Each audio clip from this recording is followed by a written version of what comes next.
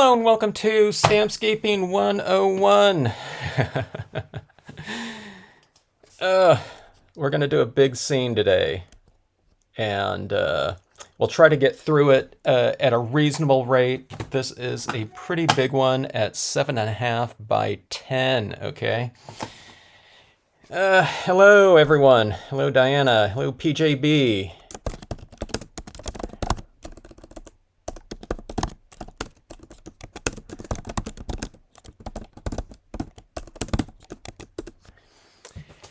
All right, let's get right into this one. This is going to be a fairly large layout, okay? I want to expand on this piece right here, and I've been wanting to do it ever since I did this one, this tide pool type of idea.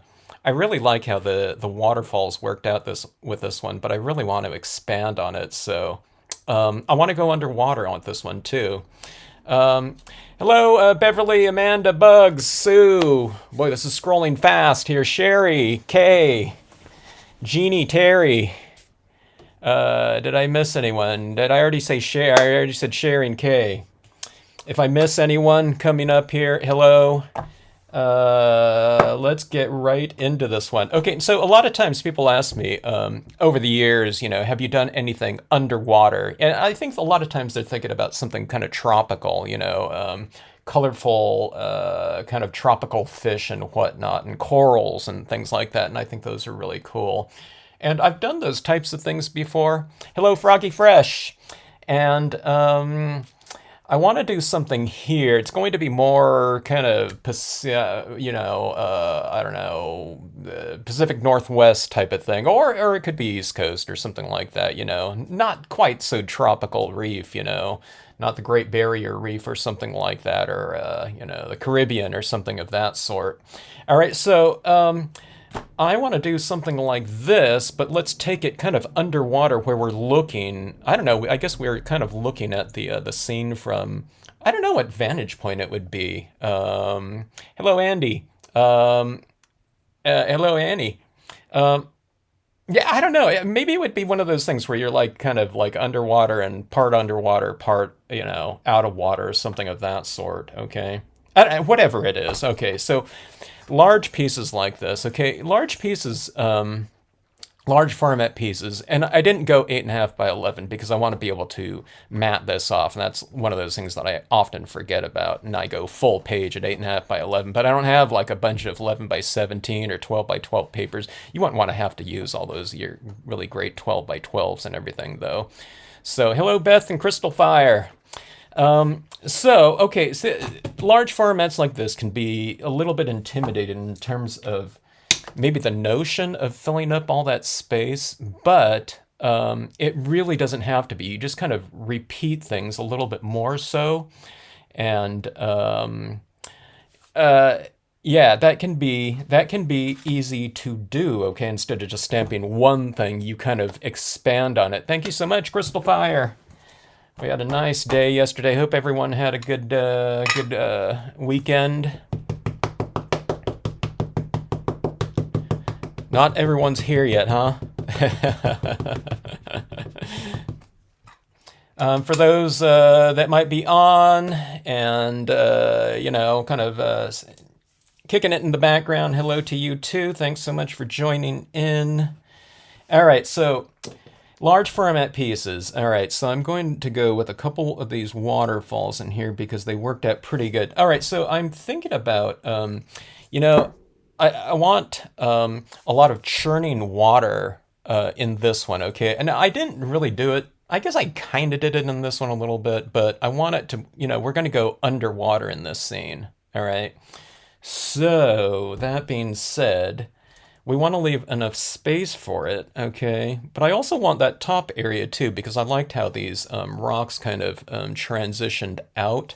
And I'm thinking about throwing a lighthouse in it over here, so I'll have to think about the size for that. Or the, not size, but the configuration of that, okay? Froggy Fresh, this is 7.5 by 10, so I've taken an inch off of both sides of the the length and width of this piece. And we're going to do it landscape like this because I want to go for a little bit of the depth of the water here because I want to put some fish in here, okay? All right, so, oh, you know what I was thinking about doing? I mean, I could still do it after one impression here, but I was almost thinking about adding in some tones in the background, just kind of giving it this washy background before I stamp my imagery in here, just to prevent, because I'm going to be using so much imagery in here. I re-inked my black ink, and I don't want to start toning in everywhere, and it's just like blurring everything. Glossy cardstock, okay. Let's just see how it goes here, okay? I'll just do the layout first. That'll make kind of a lot more sense to a lot of people. That can it'll be an easier time visualizing the piece that way. But sometimes I don't do that, you know. Sometimes I just do, you know, like this background first. You guys saw it with the last pieces where we just started off with the photo, the foil, and the brayered background, you know. So you can do it either way, all right? All right, so that being said, okay, so churning water. So don't be afraid to use partials like I just inked up right to about right here. If I have things kind of fading off right here, especially where we're going to get this kind of churning water above and below water, I'm trying to figure out how I'm going to do that still. Now that I look at it, we'll figure it out here though. But that's kind of the idea of it. If you have this kind of churning water that's really oxygenated from, you know, flowing water, then you're going to have the imagery or the forms kind of diffused, right? So that's kind of the idea. So you can just diffuse it in your actual impressions, and that'll give you a head start to creating that type of thing. That's what I always used to do, okay? And when I started using things like white pigment ink to go over and kind of diffuse objects, it's like, okay, well, why don't I just not stamp it out so dark to begin with, you know, and that'll give me a big head start in there. And that, I don't know, that only took me like, you know, 10 years to figure out, but better late than never. I'm not necessarily a fast learner. It would be good, but it's not always been the case. I'm looking for things a lot more these days, though. Back in, you know, because I use stamps a certain way, and it's easy to get locked into kind of process and whatnot. Yeah. Oh, Crystal Fire, not a problem. Thanks so much for the order and whatnot. I know people like getting their, you know, people like getting their stuff, as do I. So I always try to get things out ASAP when I can. All right, so anyways, you see where this diffusion is happening right here? We've kind of have some darker impressions up above and lighter. Okay, now this transition zone down here, here's the thing. If you stamp out everything really dark, okay, it's really going to stand out in here. So I'm thinking about this area right here where this, you know, the tidal zone is, and you get water coming in and splashing down in, and it's turning in this tide pool right in here. I don't know if this is going to be so much of a tide pool as a much deeper pool, but I'm thinking about going kind of diffusion right in here, meaning stamping lighter impressions in here, okay, like in this zone right here, and then maybe it gets a little bit more defined down here where we go with some darker impressions again, kind of in the shadows a little bit. That's what it is in theory, okay? You know, I don't know how this is going to come out, but that's what I'm thinking about. You know, I mean, it's one of those things to kind of you know, have it in theory, but in application, you know, you never know. So that's all I always say to people, you know, just try it out and see if you like it. Okay? All right. Let's see. All right. Which ones, Jeannie? The waterfalls? Okay, so I've blotted this out once. We went for one impression, and then I'm kind of diffusing it around the edge, okay? So one of those things with things like sky figures especially, and I think I need to take off a little bit more even. Sometimes when I re-ink my black pad, and I stamp it once, and then I go for that second impression, it still has a lot more ink on it than I thought. That's one of my biggest things. Let me kind of diffuse this from the top too, okay? So I'll show you what this is doing. It's kind of lighter, darker, and then lighter right there because it's dry. A little bit moister and dry up top here. So if you have this transitioning into this lighter area, right, it should stamp out a little bit lighter up top like that. Okay, so I don't know, maybe I took off too much, but that's what it looks like there, okay? But I plan on stamping a bunch of like fish and things like that in here. So I want this to be fairly light, otherwise when I stamp out, you know, like these little forms like this, right? If you do this in black, and if this is a dark gray, we're not going to be able to see them, all right? Oh, and I also want some, I don't know, like seaweed and kelp in here too, or something of that sort. Okay, all right. Let's see. Okay, so that is that. Let's go for a few more impressions like that. Remember what I said? I don't know. Well, if you guys were in the lives before, I mentioned subsurface types of objects like this in lakes and things like that. So that's what this is going to represent right here. We're going to put this water over the top, and I'll put some sea kelp coming into it from underneath like that, okay? So blot, and okay, I won't take off quite as much again, like in this interior right here. And it's okay to have it varied too. Okay, so a little bit darker. I think that's probably more along the lines of how it should go. But keep in mind, you know, variation is always good. Let's go for a third impression. Okay, so this in theory should be a lot drier. I don't know if it'll stamp out at all. It just depends on how much ink transferred off this one. And let's go in here, right? Okay, like that. So you get a little bit more in there. Okay, so this is like water in here. You know, imagine water in here. Okay. All right, let's see. And let's go for those darker impressions down here, like that, okay? You can see this kind of tide pool-ish area coming together. Here's the thing, you know, I haven't done this type of, I don't think I've done like an underwater thing before, but everything you know, that I did was represented underwater, okay? Not this above and below type of thing in these images before, okay? I've done it before sometime, I don't remember. But so kind of this clarity diffusion type of area. This is kind of new for me. Let's see.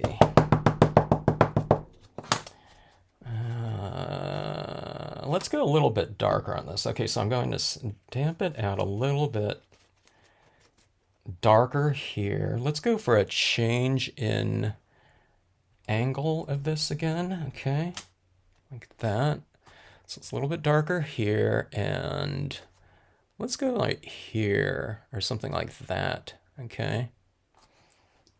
Don't worry about filling up this whole thing too, okay? Now, if you haven't done scenic stamping before or something of that sort, a lot of times when people stamp out their layouts like this, there are certain things that might not look unresolved. It's because we haven't added in any color, okay? So don't worry about having something look like a finished piece when you just stamp out the imagery, okay? Thanks everyone for the orders and whatnot. I really appreciate it, and for the support of the line and everything like that. A lot of times I get my ideas too from stuff that people have ordered. You know, I might get something in my hand and think, oh, I need to use this or something like that. Did one of you order this waterfall set today? I think that's what did it. I was thinking, oh, I want to do that.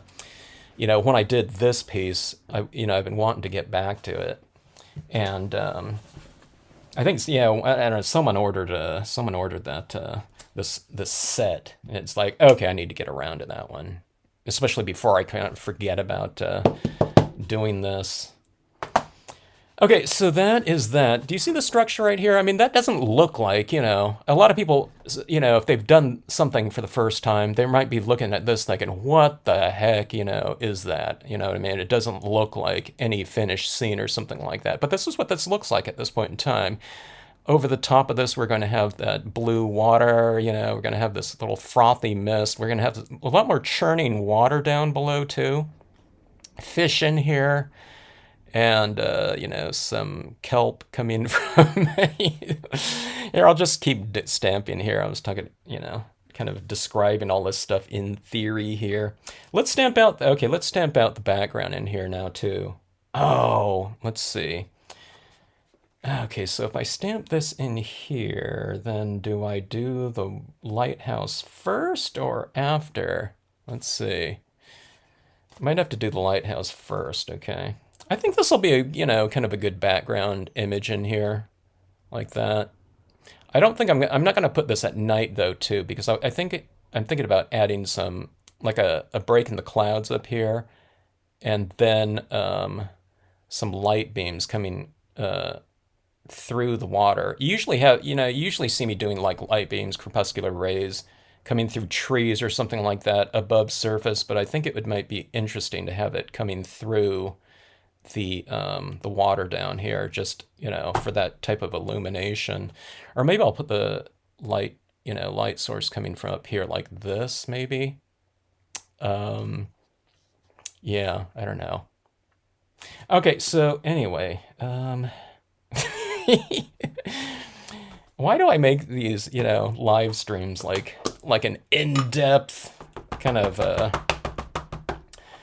compositional arrangement? Okay, so repetition of forms, you've heard me say that before too, right? So I'm going for these rocks are below water right here, but let's put it as a distant formation as well. If anyone asked me anything, sorry, I didn't see. Let's see. Or if someone asked me, someone that knows the answer, please answer them if you know the answer.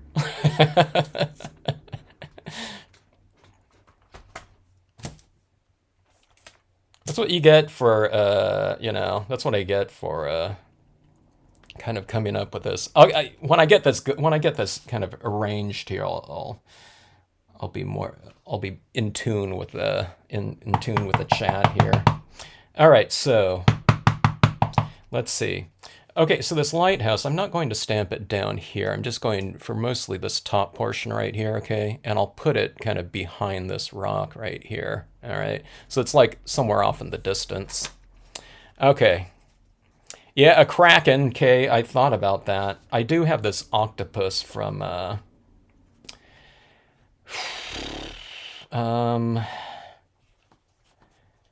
think it was a fistful of stamps. The stamp on the right, name of the stamp on the right, not the top one. Are you talking about Brook Falls, the waterfall one? There's Brook Falls and boulders with lichen if it's just the rock that you're talking about. Yeah, but speaking of this underwater thing, I was thinking about the different types of kind of sea creatures that I have, and I do have an octopus that would be kind of interesting down there. Okay, I didn't get that top of that lighthouse real good there. I don't know. I don't know. Can I get that again there? Let me see. Yeah, I double stamped it a little bit. I'm gonna put that in like some light there. White pigment ink, okay? All right. Yeah, there was a large stamp. Are you talking about this one right here? I'm gonna put this in here. And it's gonna go in the background right in there. And then that's going to be the thing that I'm going to build a lot of the kind of the other rocks going off in the distance right here in the pools. But I want to make this high enough where I have enough space, like for these things right here, because I think those things were really kind of key to, having this represent it being kind of a tidal zone, okay? All right, so that being said, I don't know, I mean, this didn't take a huge amount of time. We're talking about like 4 quarter-page scenes right here. So it's less like I've stamped out, the equivalent of, like 4, standard card types of things. This is the Seaside Cove here, this really gigantic one, okay?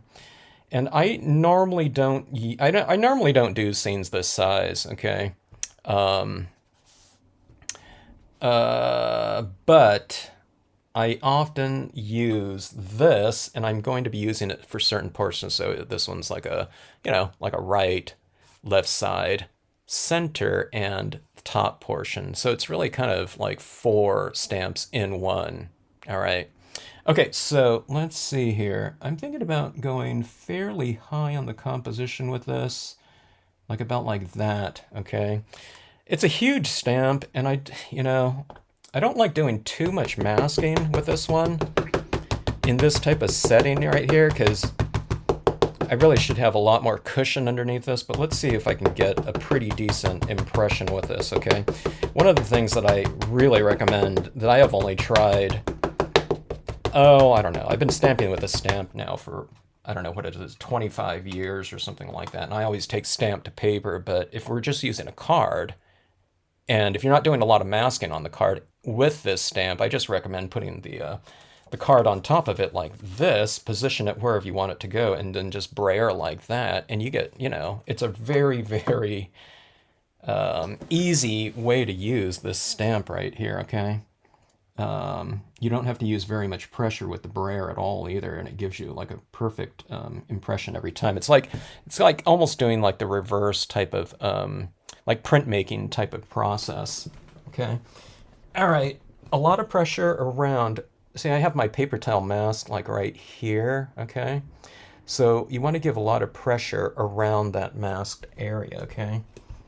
Now, I'm not too worried about getting a perfect impression. No, I don't want to stamp this out and have this entire area missing or something like that, which isn't likely to happen, but sometimes I get a little bit of a halo around my masks in there where it didn't stamp out. So that's why I do a little bit of undermasking. But then, see, we're going to be filling in with a bunch of tone anyway and coloring, and then that kind of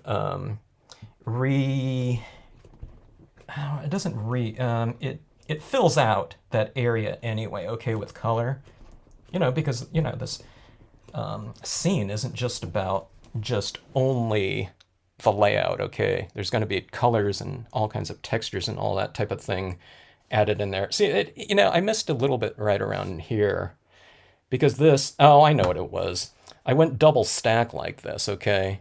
So it creates like that extra height right there, and I missed in here. You can go for it again, though. Let me see if I can... should I go for it again like that? Let me see if I can do that. I'll undermask even more. You can have like a 1/4 inch out here like that, okay? All right.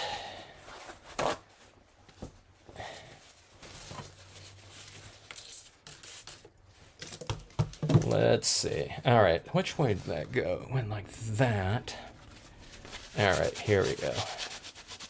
I can see that part where it didn't stamp out like that because it's all still inked up. All right. Okay, so that is that. All right. Let's see if I can get it. Did I wipe off the right side? You think I would understand kind of the directional type of here, I'll undermask that a little bit more. Okay, there we go. Okay, that's like showing that like a 1/2 inch, huh? Okay, so let's see. Hold your breath.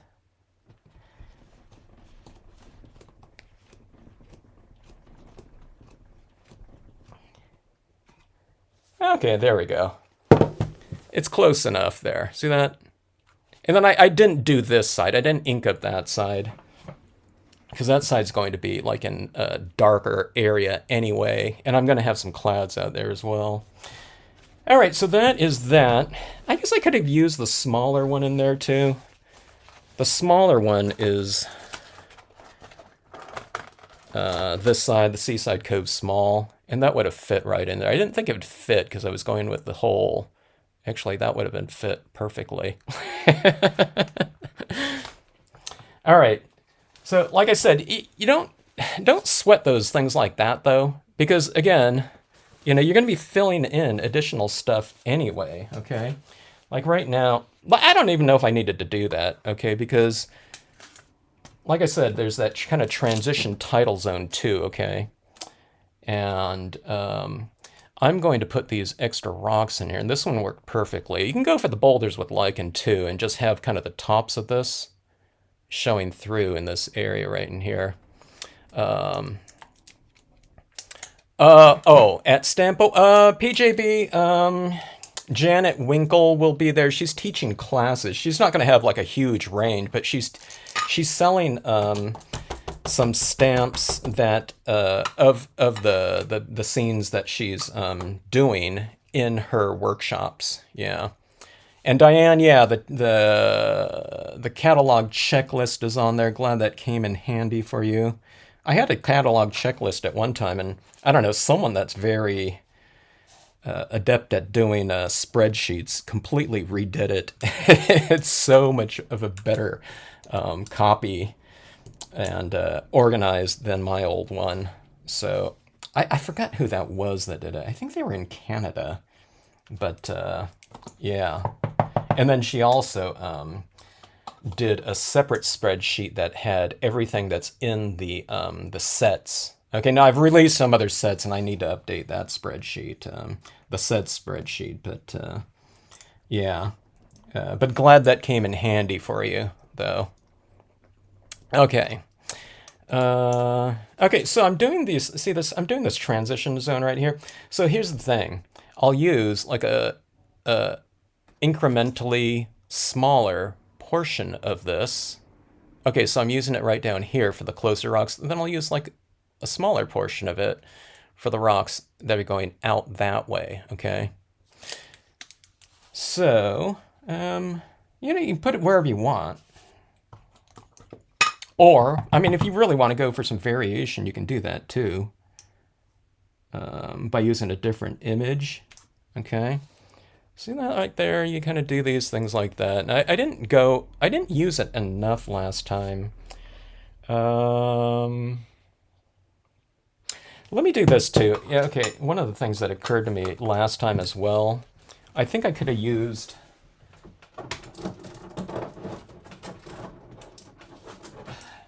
my islands stamps, okay, to create a little bit more transition in the distance here.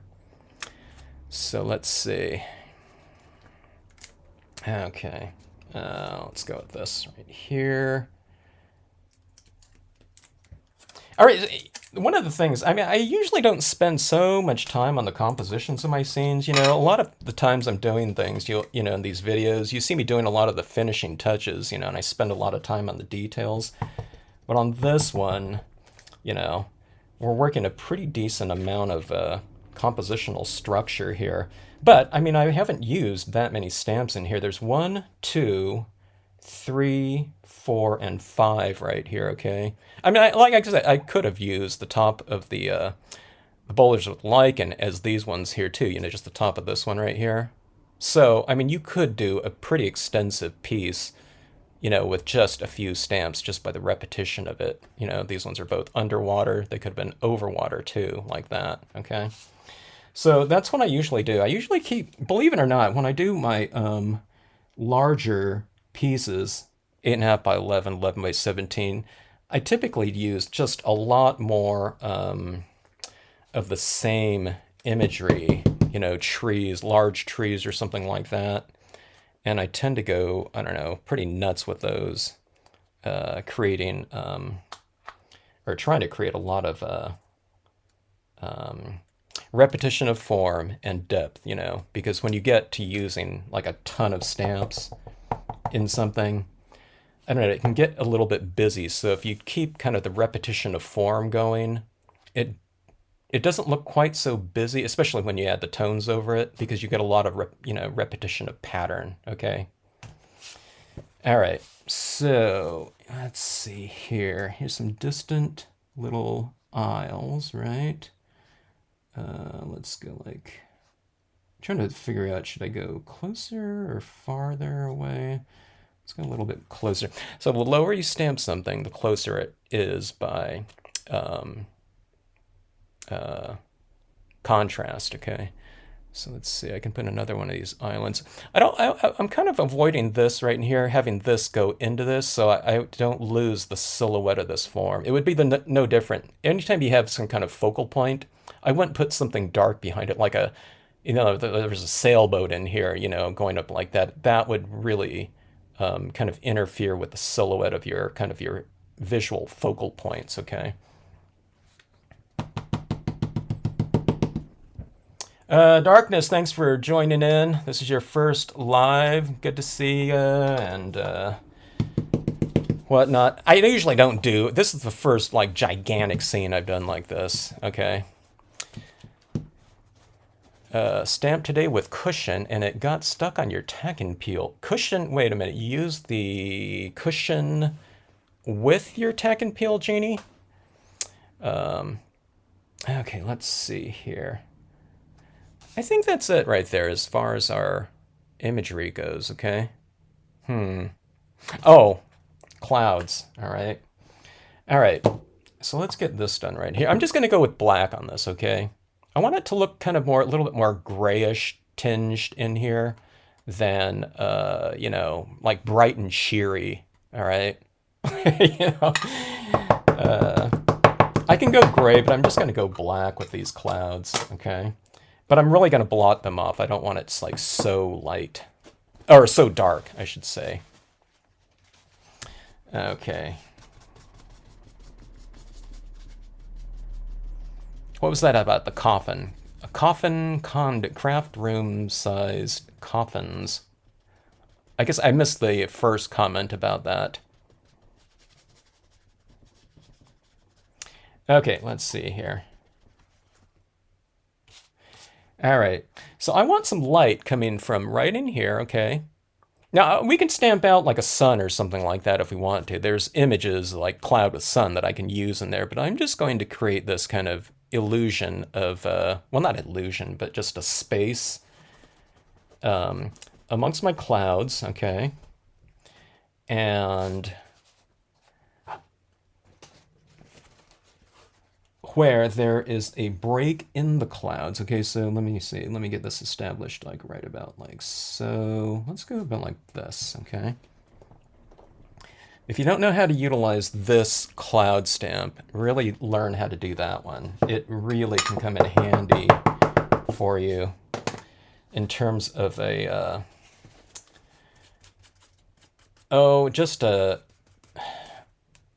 binder stamp for an entire sky area, and it can give you a lot of texture. Okay, so I'm stamping it out up there, and what I'm really doing right here a lot, because it is stamped in black, okay? Let's really wipe off this top portion like that, okay? Someone ordered this in the wood-mounted stamp. It's like, oh, someone ordered a wood-mounted version of the cloud here. I use the cloud in my wood, man. In my classes, I'm kind of using the unmounted just because that's what everyone's going to be using. But it's really best for me to utilize those wood ones so you can kind of see the registration of this light direction on this when I'm doing these videos like this. Okay, so the lighting is coming from above, right here. Or if, say, lighting is coming from below, it's being bottom lit like this. Okay, so be aware of kind of the directional light of this stamp. And one of the things that someone did in their on their unmounted piece is on the back of this rubber right here, they drew an arrow. Okay, not on the front of it, I'm talking about on the back of the rubber. So they know what direction the lighting is coming from. So let's say if there's a moon over here, then they know that when they're stamping this piece of rubber towards that, they always have that arrow kind of pointing towards the light source. So if the moon's coming from above, then they have the arrow on the bottom side of that, and then it's pointed like that. Was a really great idea to do it that way, okay? So see, these clouds are being illuminated by the light here, and it's because I'm going to put this right here this way so that the lighting is kind of more central in this case. All right. All right, what was that now? Poor Kevin trying to make sense out of a chat when he only sees part of it.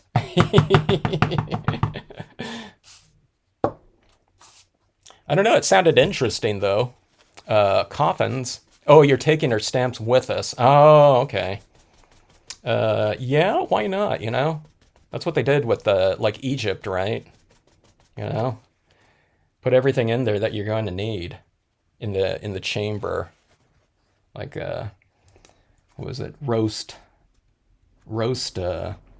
duck or something like that, and I don't know, just yeah, whatever's needed in the afterlife.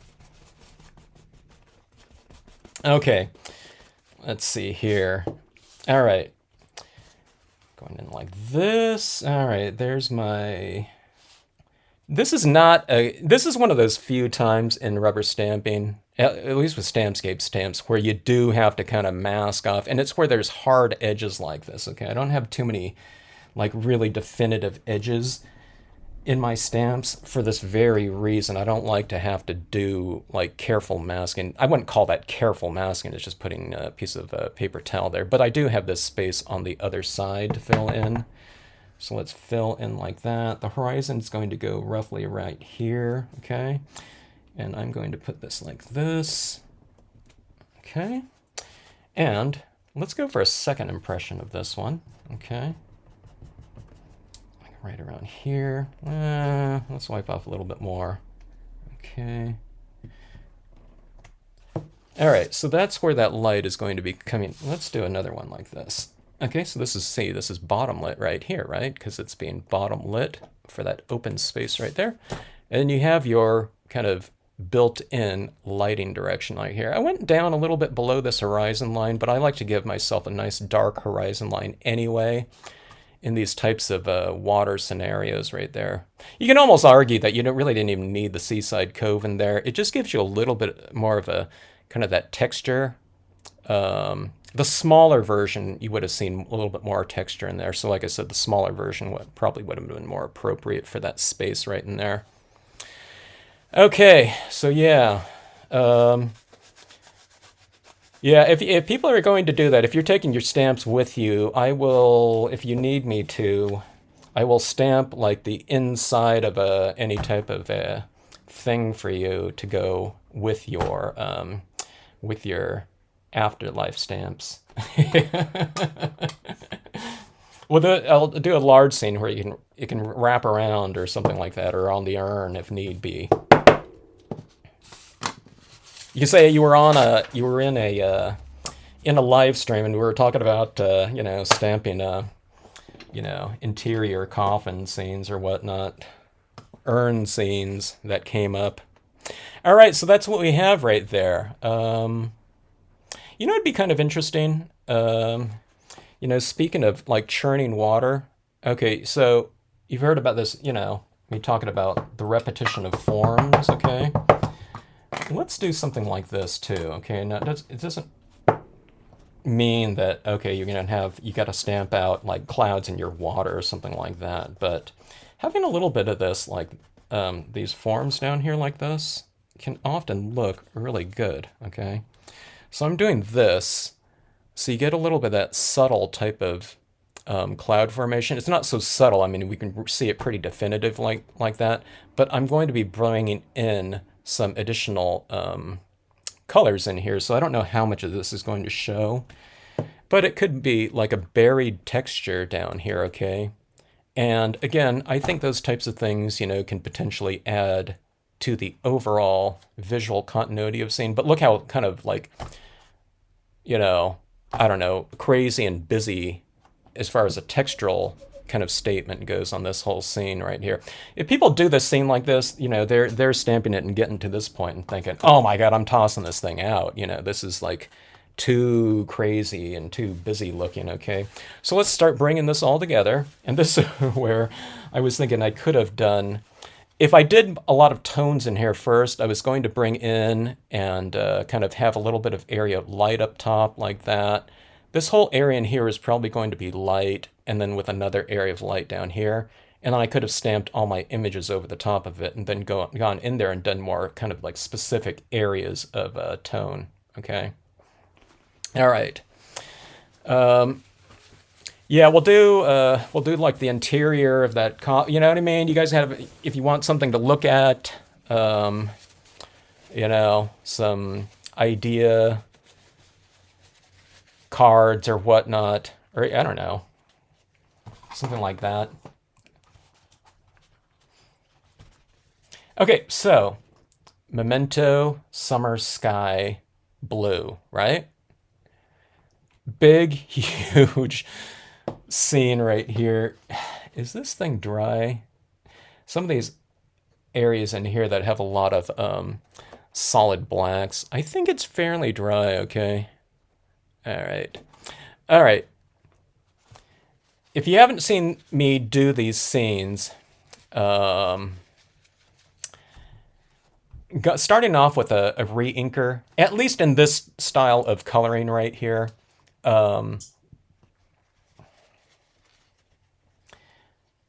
it is so much faster with a re-inker. Not just on a large piece. I do this on quarter-sized pieces too, okay? Back in the day, when I used to teach workshops live, you know, you have like, I don't know, whatever, 12 to 20 people sometimes all starting off toning their scenes in. And I used to have them do it with certain types of techniques and whatnot. But then when re-inkers for different brands of colors or lines started coming out, specifically for me, it was the seashells lines, which later turned into Adirondack lights. Okay, they were super light tones. They were shadow stampings, if you don't know what those are. They're just really light values of a given hue. So if it was a blue, it was practically white, you know. And when I started doing, having people all start off with those re-inkers on their stylus tools, I would have them doing it with paper towels these days, but it made everything go so much faster, and it it made everyone use the right amount of ink too, okay? So the right amount means a lot of ink, okay? For these base layer saturations of ink, okay? So, you know, in my beginning classes, they wouldn't have done, a lot of times they wouldn't have done scenic stamping before, so a lot of it is teaching kind of composition and how to build up your scenes. But I was also kind of teaching them one way to use their scenes, their stamps, which was to, you know, do glossy cardstocks and, you know, a lot of saturated tones. I'm streaking a lot of colors in here. Some of these inks aren't dry, but that's okay. But it really got them to use the right amount of ink on this base layer of color, okay? So a lot of times people are used to just coloring something, rightfully so, but on this one, it's about kind of saturating their page, okay? So having them start off with that re-inker ink on a, you know, kind of a saturated piece of, you know, foam and stuff like that, it answered, you know, all of the technique kind of issues that might occur with one of those things is with the stylus tools. The stylus tools were a sponge tip. No one ripped tips, you know, after I started using the re-inkers, okay? Because it was just too slippery, you know. They couldn't tear them, which was a good thing. I always show people how to use it and how to avoid tearing, but inevitably you'd get, you know, people that would start scrubbing sometimes. But when you're using kind of a re-inker, and, you know, on the paper towel it's not too much different, but, you know, there's just so much ink that it just really spreads out really fast. I mean, I'm almost done with this first layer of tone right now, okay? It hasn't, you know, it didn't take too long here. But anyways, what I'm doing here, okay, so that's, you know, the ink application tip right there. Use a lot of ink on your base layer, but here's what I'm also doing right here. I'm also not inking up and coloring everything. I'm leaving some areas light like this, okay? And that represents reflected light in the scene. You know, if the sunlight is shining on certain areas, it stands to reason that there'd be some certain lit areas, okay? So there's an areas of light and dark up here. Then we have our little water. We have some, you know, light and dark over here. Light, you know, dark, light, dark. This is light over here. I'm going to fill that in though, okay? Okay, so we have your rocks in here. Leave some of these rocks light and kind of darken up some of these other areas. We have this area down here, right? This whole area. So just oscillate your lights and darks a little bit. I'd recommend leaving kind of the base of waterfalls a little bit lighter like that to reflect that kind of that churning of water, that, you know, real oxygenated water. If you have paths or roads or anything like that, leave those areas illuminated to draw the viewer's attention into the scene like that. So see this right here? You always kind of leave a little bit of light going in there like that. And throughout here, you know, it's dark, light, dark, you know. I don't know, here's like a, if you go from the top, it's going like light, dark, light, dark, light, dark, light. Okay, so it's like, they call it checkerboarding, okay? And when you think about it like that too, you don't have to, I mean, you can think about it in terms of objects as well. You know, you can, you know, kind of work your checkerboarding around the objects, but just think about it like that, and it kind of really kind of simplifies your lighting kind of considerations of your piece. Okay, I mean that's what I think about when I'm doing these pieces. I'm just thinking about the oscillation of light and dark. I don't get caught up too much in the imagery. Yeah, if I'm going to have like a little character down here, or you know, a little boat or something like that, I don't want that boat to be stamped in, you know, a completely, you know, darkened area of the scene, so I might leave that little area lighter, okay, so that they're in a spotlight. But otherwise, if you just have kind of areas, just remember to leave, you know, certain areas light and dark within those spaces, okay? And it doesn't matter, you know, I'm making this area darker right here and this little area lighter, but if this was darker right here and this is light, it's not going to be like, oh my God, you know, I toned in the wrong, you know, the wrong rock or something of that sort, okay? They don't make Adirondack. No, they don't, Candy. Those were discontinued a while back. Probably with the, you know, the Distress Inks kind of took over that whole thing. And the Adirondacks had been out there for a really long time. So just when an ink line is, I don't know, when it gets upwards of like 20 years old, you know, if it makes it that long, that's a really long run. So they figure, okay, like everyone already has those that's going to get those. So they just kind of create another line of inks. So I don't know, you know, there's, you know, with Distress Inks, you know, they might be, are they coming out with new colors of distress all the time? Or some, I don't know, what are some of the more popular lines of inks these days? Is it still Distress? I know the different designers have their own lines out. But I don't know. That's what you'll find. You'll find a lot of kind of a changing of additions of colors, and then when that kind of starts slowing down a little bit, you'll find just a new line, you know, of inks that'll come out.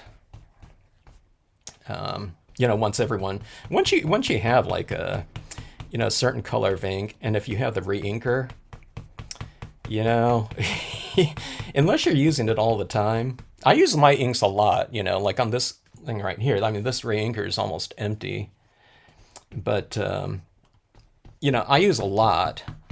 But even like one re-inker for me goes a really long way.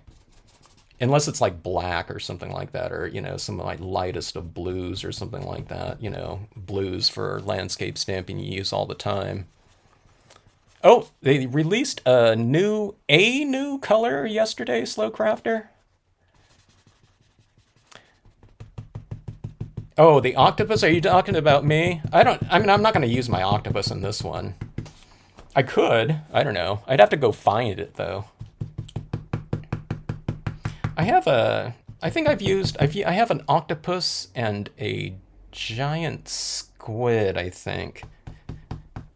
I've used the two in a scene before together. Okay, but here's my lighting on here. Okay, I need to put a little bit of color in here too, and some of those falls there like that. But see this right here?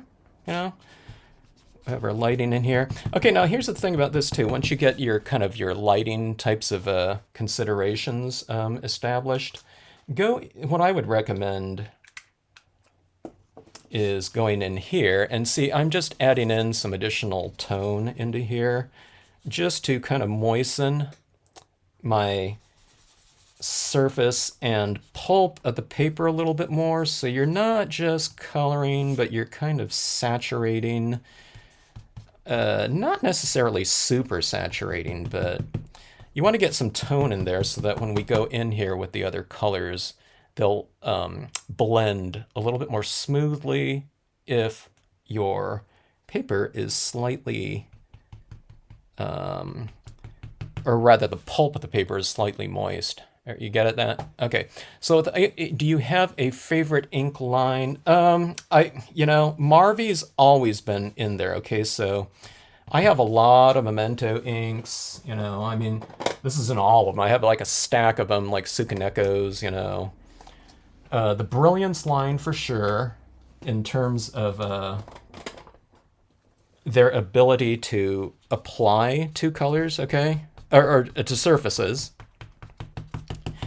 In my opinion, people, I mean, it depends. I mean, if you don't like, some of the other types of surfaces to stamp on, if you don't have any interest in doing foils and vellums or something like that, you don't need the Brilliance line. But I'm always saying, if you really want to expand your kind of repertoire in terms of utilizing a lot of the surfaces that you have in your collection, then Brilliance white and black, and like a couple of reinkers for both, if you really like that look, are really important to get. And I emphasize that because I'm always kind of worried that they're going to discontinue that line at any time, and there is nothing else out there that is anywhere near what those things can do on a variety of surfaces. Okay, changing up. Speaking of different line, here's Memento. Okay.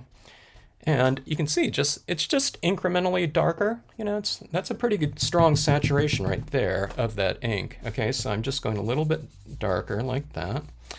I like Marvy for their intensity, and those ones are slowly kind of disappearing too.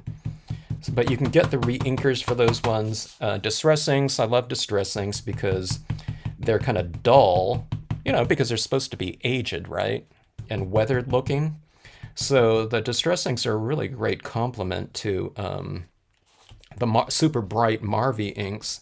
And I just gave a listing to someone that was looking to supplement their inks. They just weren't getting the vibrancy that they saw on a lot of my scenes with their inks that they already have. And they have a lot of inks, okay?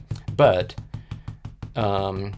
there's a lot of different colors out there, and different types of inks kind of, they're geared towards a certain type of look a lot of times, but if you want the intensity of what's available out there, or the highest degree of intensity, then you really got to go with the Marvy inks, okay? And it doesn't take a lot too. You don't have to just substitute all Marvy inks for something like that. I haven't used a Marvy ink on this yet, but let's say I use 5 different Memento and distress inks or something like that. If I want to jack up the intensity, all I'd have to do is incorporate one of those Marvy inks into this, which I will. Okay. And beyond that, I don't know. I don't think there's any bad inks out there. I haven't come across any inks that are anemic looking, okay? They're all pretty good. It's just that there's certain types of inks that kind of stand out in terms of certain types of properties, okay? Yeah, Distress and Candy has the re-inkers for it. Okay, now that being said too, when I started buying more Distress inks, I didn't need more pads, okay? So I just started getting the re-inkers, okay? So this is like blueprint sketch. Okay, now that would actually, that one would be kind of a cool one to have in pad form. But see, if I'm adding in colors like this, you saw me do it with this. You just put a couple drops on here and just go in there like that. Okay, so what I started doing, first of all, because I can't have, my desk area is not going to fit another 20 pads, and I like having my pads within reach. Okay, I can't turn my camera right now, but you'd see my pads kind of just stacked up, in a space about this wide, and they're just stacked up, 10, 15 pads high, okay? Because I like them all within reach when I'm working on my pieces. But I can, I don't know. It's like with all of us, we're not going to fit another 30 pads on our working space. So, but I can stack, I have this little whole tray of just re-inkers. You just take a, a tiny 1-inch footprint, and they're that high. And, I kind of roughly know what colors I have. And I just reach over and just put a couple drops of whatever on here, and I'm good to go. So it's not like you need, um, if you're going for another, I don't know, whatever, supplementing 10 inks or 12 inks or something like that, you don't need the pad and the re-inker. Okay, you can get something like this, and I don't know if it's certain colors. You can practically be set for life. Okay.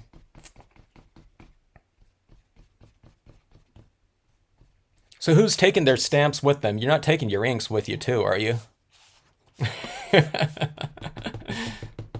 I don't know. What do all of you? I don't know. What are some of the pads?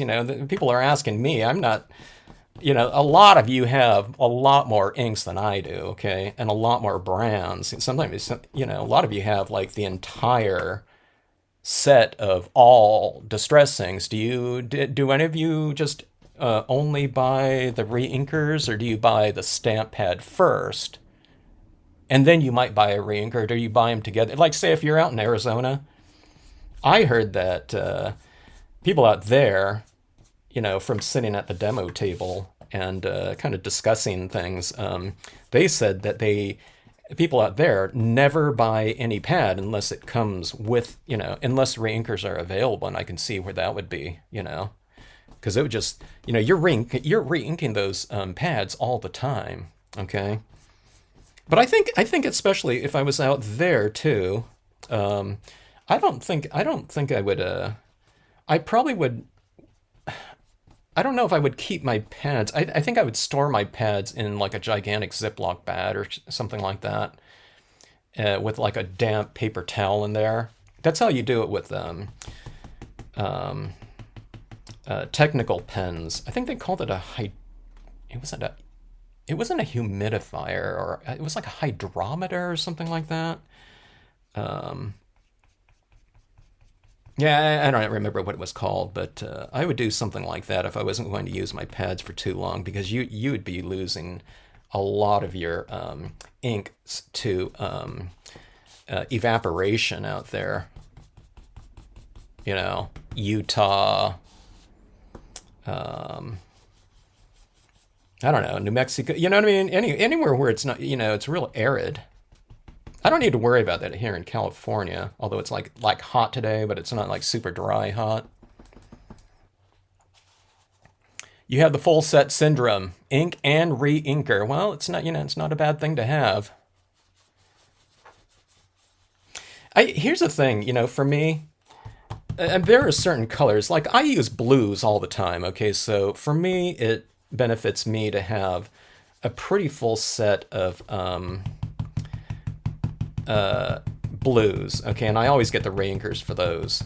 I often stamp my imagery in those blues too, but I have a pretty good range of light, medium, and dark um, um, tones. Okay, so but I don't have like specific, like this blueprint sketch is really different. Okay, but if I had the pad of this one, I probably would never re-ink that because I don't use it that often. Or I don't use my darker tones too often. Okay, like a magenta or something like that, or a super dark red. But I do use like a lot of the base layer coats of like tans or something like that, okay? Because they get the most amount of coverage. As I get darker and darker on this one, I start using it in more of these, kind of specific areas. Besides black, black's the one that I do use quite a bit of. So, so Lavinia, someone said they don't Lavinia stamps. They don't have re-inkers for their colors. Is that so? I didn't know anything, came didn't come with a reinker these days. Um, that surprises me. Kind of. Do any other lines have a? Well, yes, not come with reinkers or don't have reinkers available. Yeah, stays on is a solvent ink, so that thing is just like dry. The thing that makes that stays on ink dry so fast is also going to be the thing that you know you'd potentially lose the ink in the pad to evaporation as well, even though the cover is fairly stable and solid and sealed. Okay, so it like stays on. If you're using that quite often, I would recommend keeping that in some sort of if it would help at all, maybe like a Ziploc bag or something of that sort. People do, a lot of people do that with their pads. And hi to you, not afraid of color. If I miss someone, hello to you for joining in. I'm sure I missed some people. If anyone asked a question, how do you store your memento and stays on pads upside down? A lot of people, now I've been asked that a lot too. I store my pads right side up, okay? I don't need to worry about that. And when I'm doing my pads, most of my pads, okay, my lighter pads, I like storing, I like them pretty juicy, okay? But I don't know what the difference is. If it needs to be re-inked, I just re-ink it, okay? But I wouldn't want like my super dark pads to be like super juicy because I don't want to put a big slathering of it. And also, for my stamps that are highly detailed like this, I don't want to ink it up with something that, the ink is like really kind of floating on the surface there and it would be filling up a lot of the detail. But it just depends on how wet your pad is. Let's say your pad is getting kind of dry and you don't have a re-inker for it, then by all means store it upside down like that so that you can really maximize the amount of ink that you have on there still. So, yeah. Oh, good night, Debbie. Thanks for joining in. Good to see you. Okay, but anyways, you see this getting, kind of more resolved. You guys see the kind of the checkerboarding kind of happening in here a little bit more. I mean, it's not like a checkerboard where there has to be like light areas out here. I'm just talking about the oscillation of light and dark, when we're talking about that. So, the whole idea of lighting in scenes is about the retention of lighter areas. It doesn't have to be the white of the paper either, okay? So right here, take it about from dark, light, dark. Here it is like this, dark, light, dark, light, dark, light, so on and so forth. It doesn't have to be kind of a complicated thing. Now, if you have a light source like that, then leave that, light for sure. I mean, it isn't wrong if you have this area that's light over here and darker over here. You'd be saying that the lighting is kind of coming from here and the sun is probably somewhere out this way, illuminating this area, okay? And if you have these areas light down here, it's not, it's not going to be like it's off or anything like that. Oh my gosh, I oscillated my light wrong or anything like that. The other way to look at your pieces too is like a stage, okay? You might have a kind of your focal point over here. You might have this other person down here and they're talking, back and forth on your stage. You want those two characters to be kind of illuminated. So you'd have this area of light down here and light over here. You want your, whatever, your kraken or octopus, kind of showing up a little bit more than you'd have it in the light area, okay? You can do it two ways. You can just kind of leave an area of illumination and stamp whatever you want in that area afterwards, kind of after the fact. Or if you want to plan it out, then you can, retain some areas of light so that, with the anticipation of using that kind of focal point in that area, okay? But yeah, let's see. So yeah, I don't know what other inks are out there that people like. Okay, here's a question for all of you. What? Oh, you're using your six on your latest junk. What is that? What is that journal? That's cool. What are the best blue tones out there? In the stamping world, stamping ink world, I should say. Froggy Fresh, good night. Good to see you. Sleep well, sweet dreams.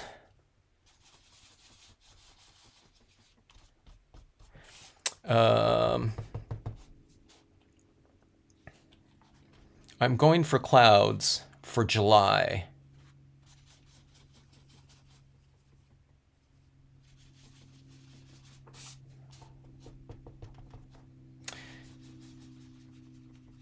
We'll have this posted, Froggy Fresh. We're getting pretty close here. Okay, now this is the Marvy one. Okay, let me see. Okay, so let me add this down here, and let's see if you can tell. I should have done it from like left to right or something like this. We'll do this from top and bottom, okay? Now this is a real similar color.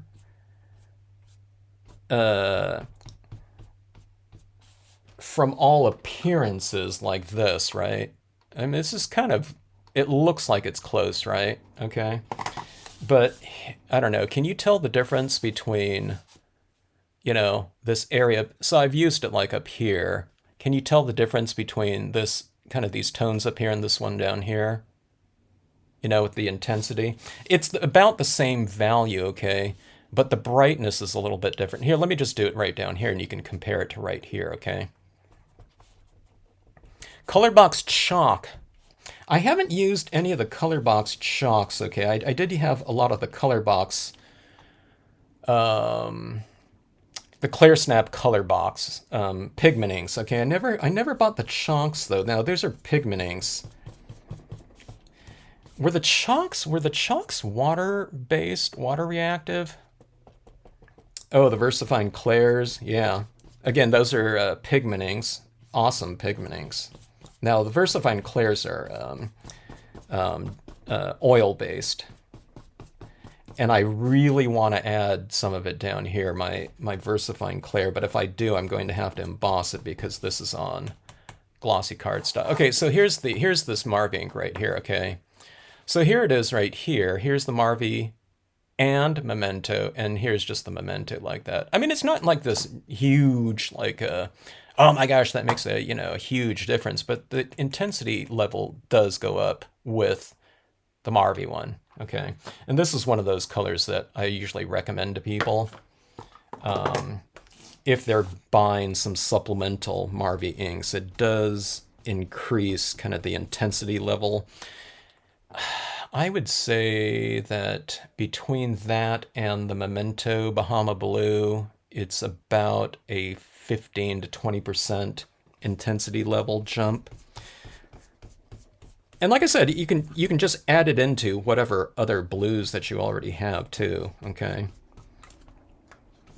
And if you don't have it, it's not like, oh my God, well, I don't know. It was missing for one person.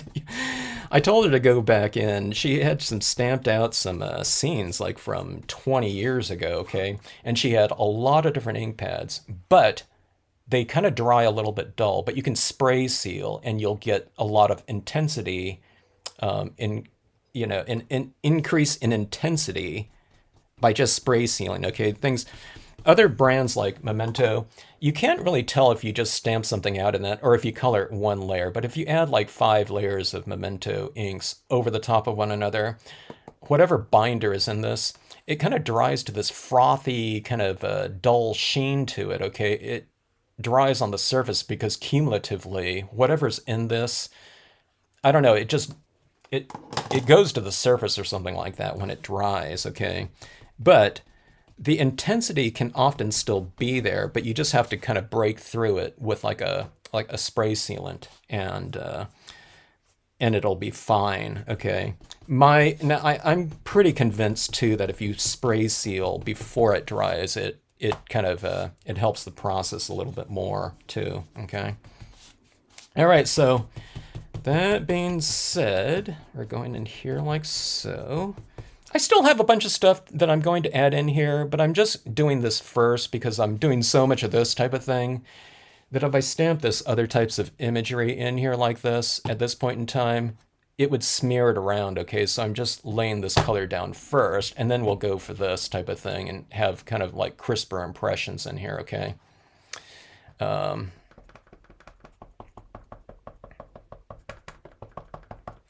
What is that Uncharted Mariner? Was that the distress color that you're referring to? And what tone is that? Is that like a greenish tinge? Now, what you started collecting color box when you got into Lavinia?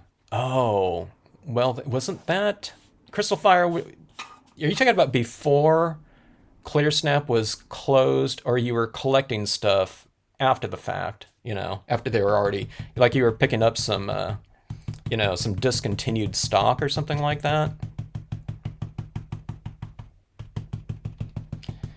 It's kind of strange, kind of discussing color box like that. They were just around for so long, and then and then not. It kind of, for me, it was kind of like Panic City, you know, because I use those color box stylus tools so much. It's in a lot of my videos. Like I still get people asking about that. Hey, you know, I looked and looked and looked. I need to. I haven't updated all my videos. You know, there's like 1,000 videos, and there's probably 700 of them where I've used that color box stylus tool, and I've removed that. You know, the comment on stylus tools. I think I used to. I think in a lot of my early videos it says available at stampscapes.com, but I need to go in and say these are discontinued. You know, use a paper towel instead.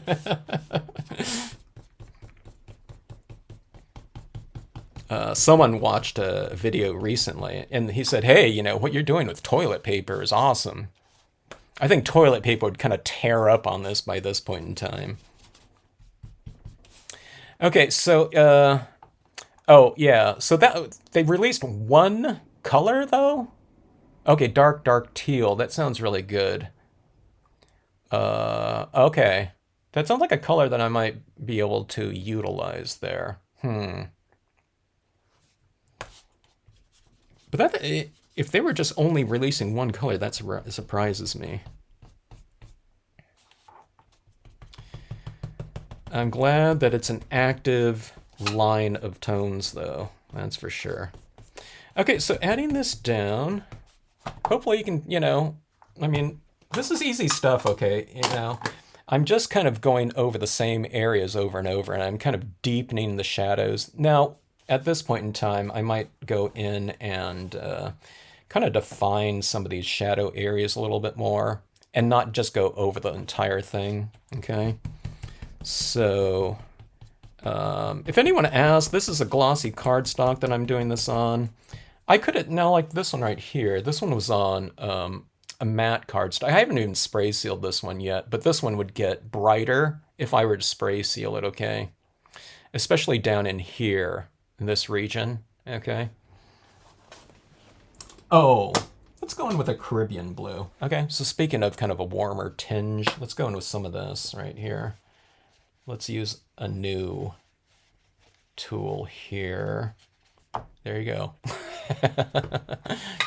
Okay, let's see. Oh,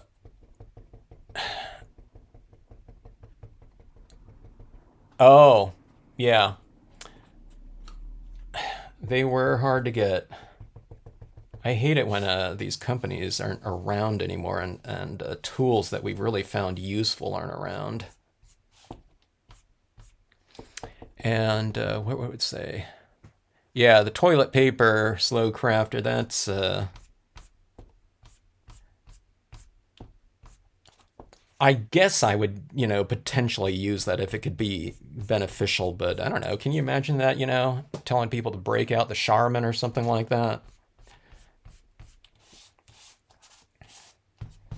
Okay, so this is just a little bit of warmth in here. This is the Caribbean blue. So what was that number? What was that new color coming out? Distress. You can use something like that would be kind of nice in here. But you see that little warmth in there? When you do this right here too, this is a little bit of this warm tinge, right? So when you do something like this, I'm being trying to be careful. I'm eradicating a lot of my lighting in here, but it's not so dark.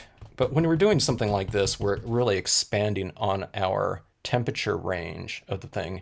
Everything was kind of cool in here, but now you have this little element of warmth like that. It makes it a little bit more inviting in terms of a color scheme by having that little bit of warmth like that. So with colors, the breakdown of colors goes like this. It goes hue, which is the actual color. We have value, which is light and dark. We have intensity, which is dull and bright. And then temperature, which is warm and cool. So if you have kind of a nice range in all of those little things like that, you don't have to. I mean, there's different things, you can go for a lot of contrast, which is just like black and white, for dramatic effect too. But potentially, when you have kind of a much wider range of, all those things, you have your brights and dulls, warms and cools, darks and lights, just potentially in terms of the finished piece, it kind of adds up to, you know, a much more varied terrain, and that adds to the visual interest of a piece, okay? Uncharted Mariner, thank you.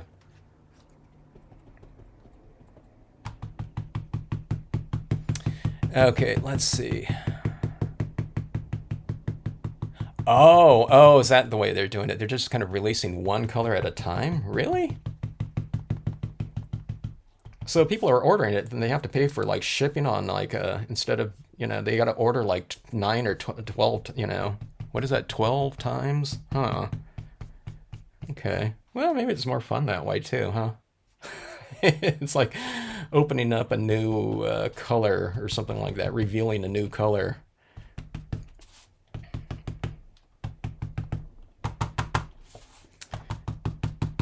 All right. I think the distress line too. The distress line too. I mean, is it still kind of within the theme of the entire thing, or have they broken out of that by now? Just going with the kind of the brighter tones. The ones that aren't quite so weathered looking. Because I mean, the original ones is that they were kind of filling a niche where it was kind of like, kind of more of that aged looking color scheme. Okay, this is going with like a navy blue here.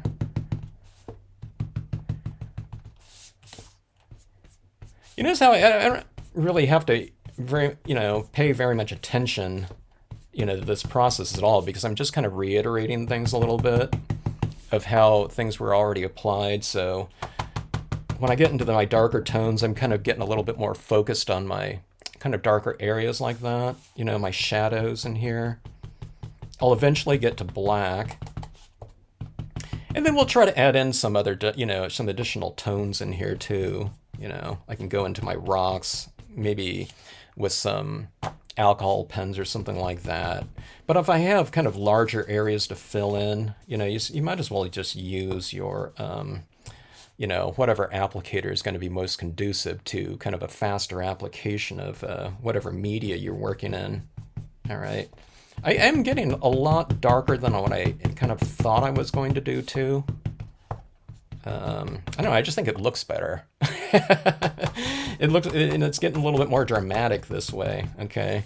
I don't want it to go too dark though, because I do want to kind of add that kind of misty, kind of swirling, areas down, in this tidal zone, like water kind of going off the top, or something of that sort.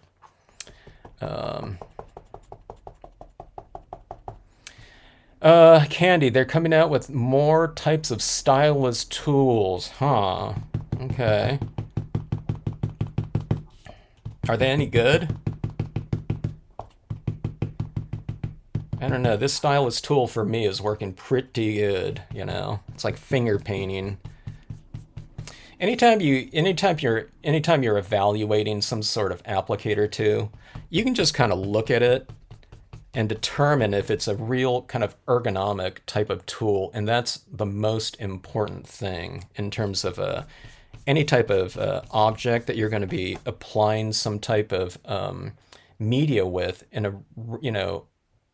a repetitive type of way. You don't want to go with anything that's kind of moving against you know the natural movement of your hands. So this is like a really comfortable way to do this, or like this. And if you can kind of do it, like a brush or something like that, okay? The stylus tools are, I don't like a peg type of thing that kind of, it's more conducive to going like this up and down type of thing. So think about it in terms of like, you're going to be doing calligraphy with some tool or something like that. Um, And that would be an ideal tool for that. If it's kind of something that's been repurposed for another type of application, kind of visualize yourself doing that, and kind of visualize it kind of, I don't know, like if you're doing that like for 5 minutes. Now I've been doing this for, a much longer time on this piece because it's like 4 scenes in one, okay?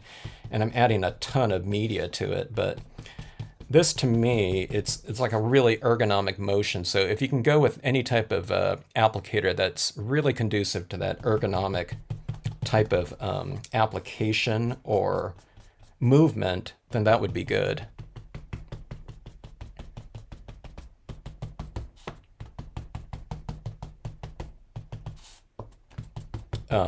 Speaking of that, like the color box one, but the color box one, as far as I know, I think it's the only tool that I've ever seen out there where it was conceived for and developed for that company as that type of for that type of purpose. Other things like that I've seen have been repurposed, repurposed tools, for meant for other things. Yeah, yeah, that's what I was thinking, Slow Crafter. I was thinking uh, that the same thing. I thought I saw some brighter colors out there. Um, a bright muted, if there is such a thing. Is it a bright color that kind of is, when it dries, it's more mellow with the Lavinia inks?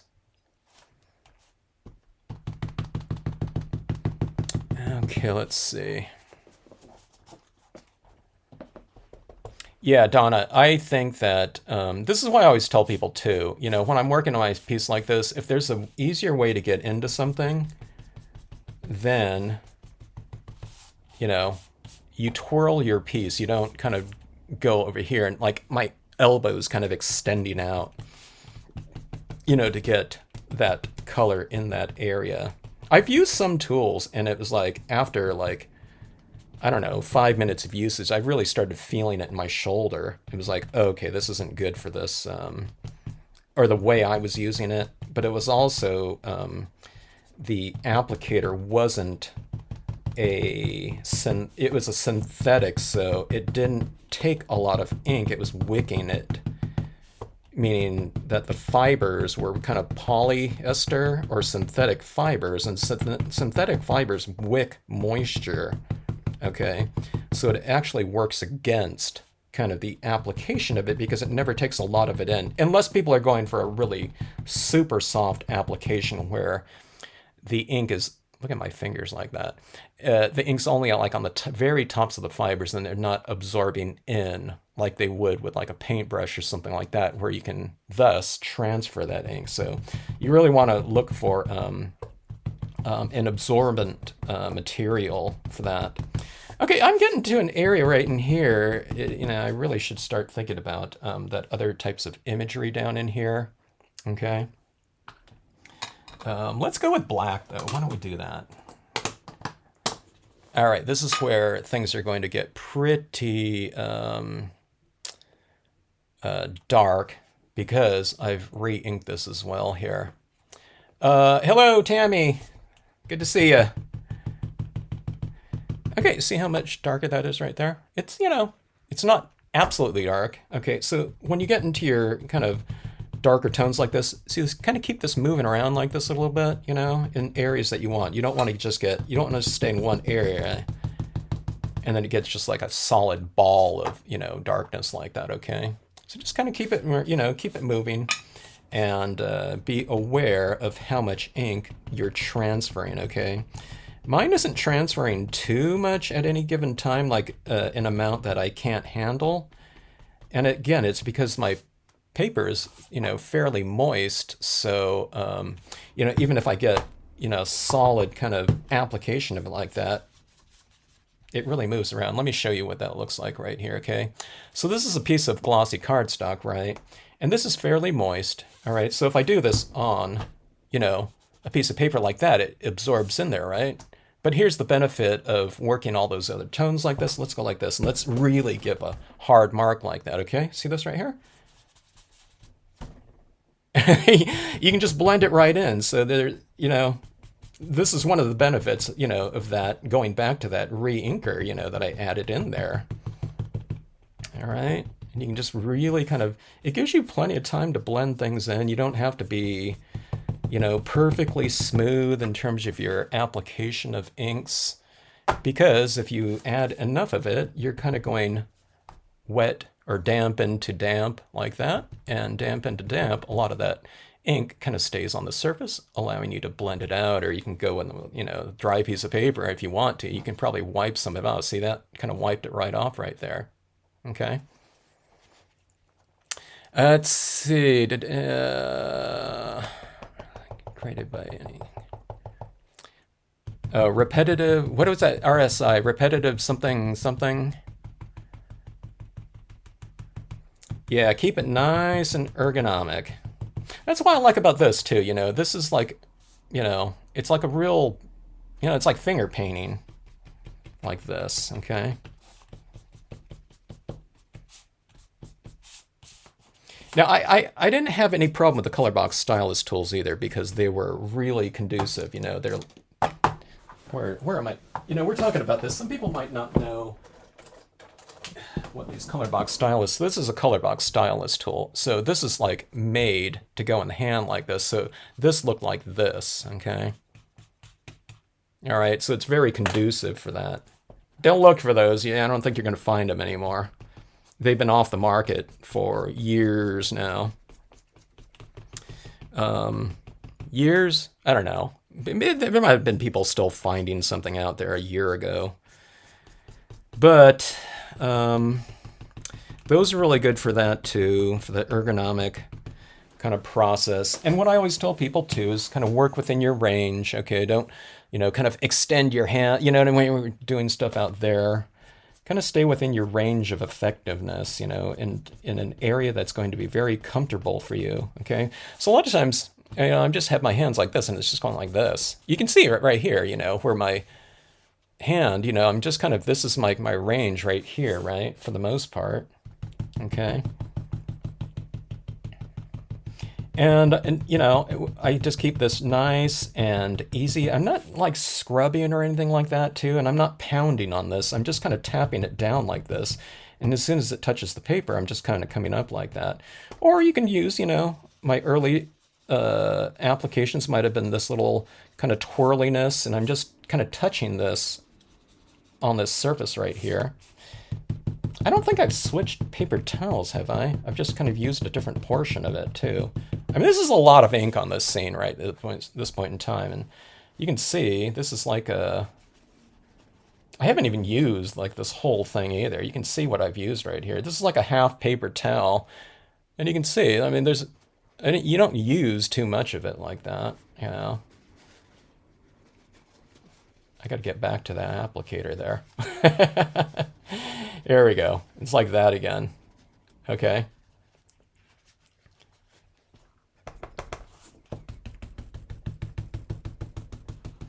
All right. Deepening my shadows in there like that.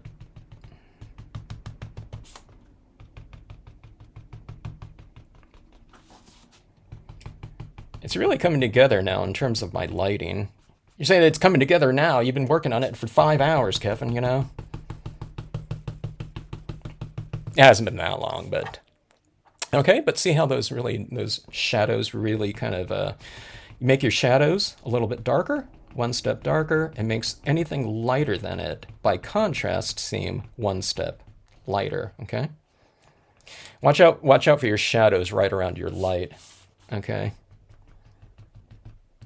This is where, I'll tell you a little hint here too, okay? When people get to black like this is where oftentimes people do that, okay? And they have like a big area just black, solid black, and there's no transition like that, okay? So what you do for that is you just kind of go in a smaller little area like that, okay? And then you just kind of, you can blend it in like that, or you can just kind of tap it really lightly, but then work in a much smaller area, like a 1/4 inch or something like that, okay? And tap it for a while so that as you tap off a lot of that ink on here, and this is drier in here, then blend it out, okay, with that much drier application. Then see, you get that transition in here like that. But a lot of times people start in too far into it and then they don't move. And then what they get is these really dark black areas like that where it's just a solid black, and then it transitions to that tone of blue in there, okay? So here, let me just show you right here. So as I'm doing this, you start off with like that much on there. You know what I mean? It's just a tiny little bit. And because here's the thing is too, is because when we were doing this with the lighter tones, we can go in there like that, and we're blending in a much lighter tone. But sometimes people stay at the same rate of their transitions like that with a much darker tone that's not applying as fast as that was with the lighter tones on a dry piece of paper, right?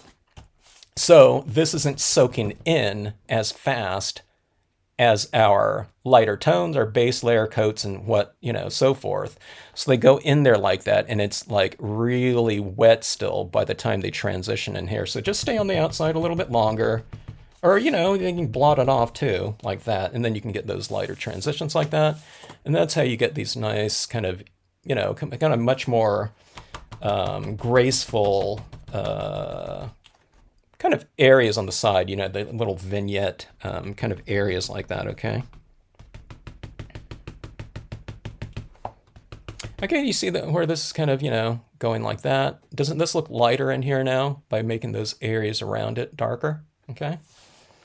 Let's go with this rock up here. Okay, now that all being said, I can get too dark in mine a lot of times too, but then what I do is I just go back in here. Like this is a little bit dark right here, but I'm going to be adding in white pigment ink in there anyway, so it doesn't matter.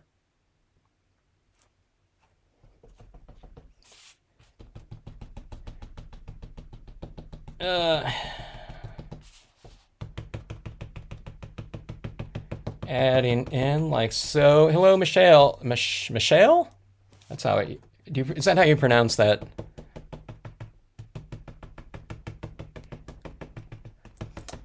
Adding in like so. Okay, now over here, I have my horizon for my Seaside Cove. Okay. Let's see here.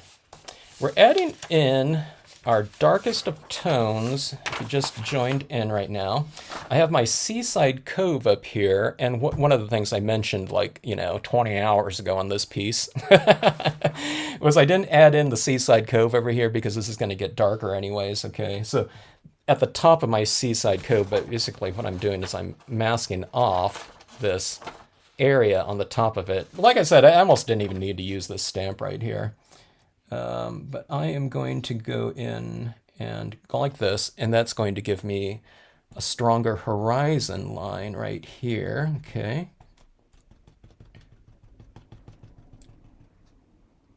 Like that. Okay. And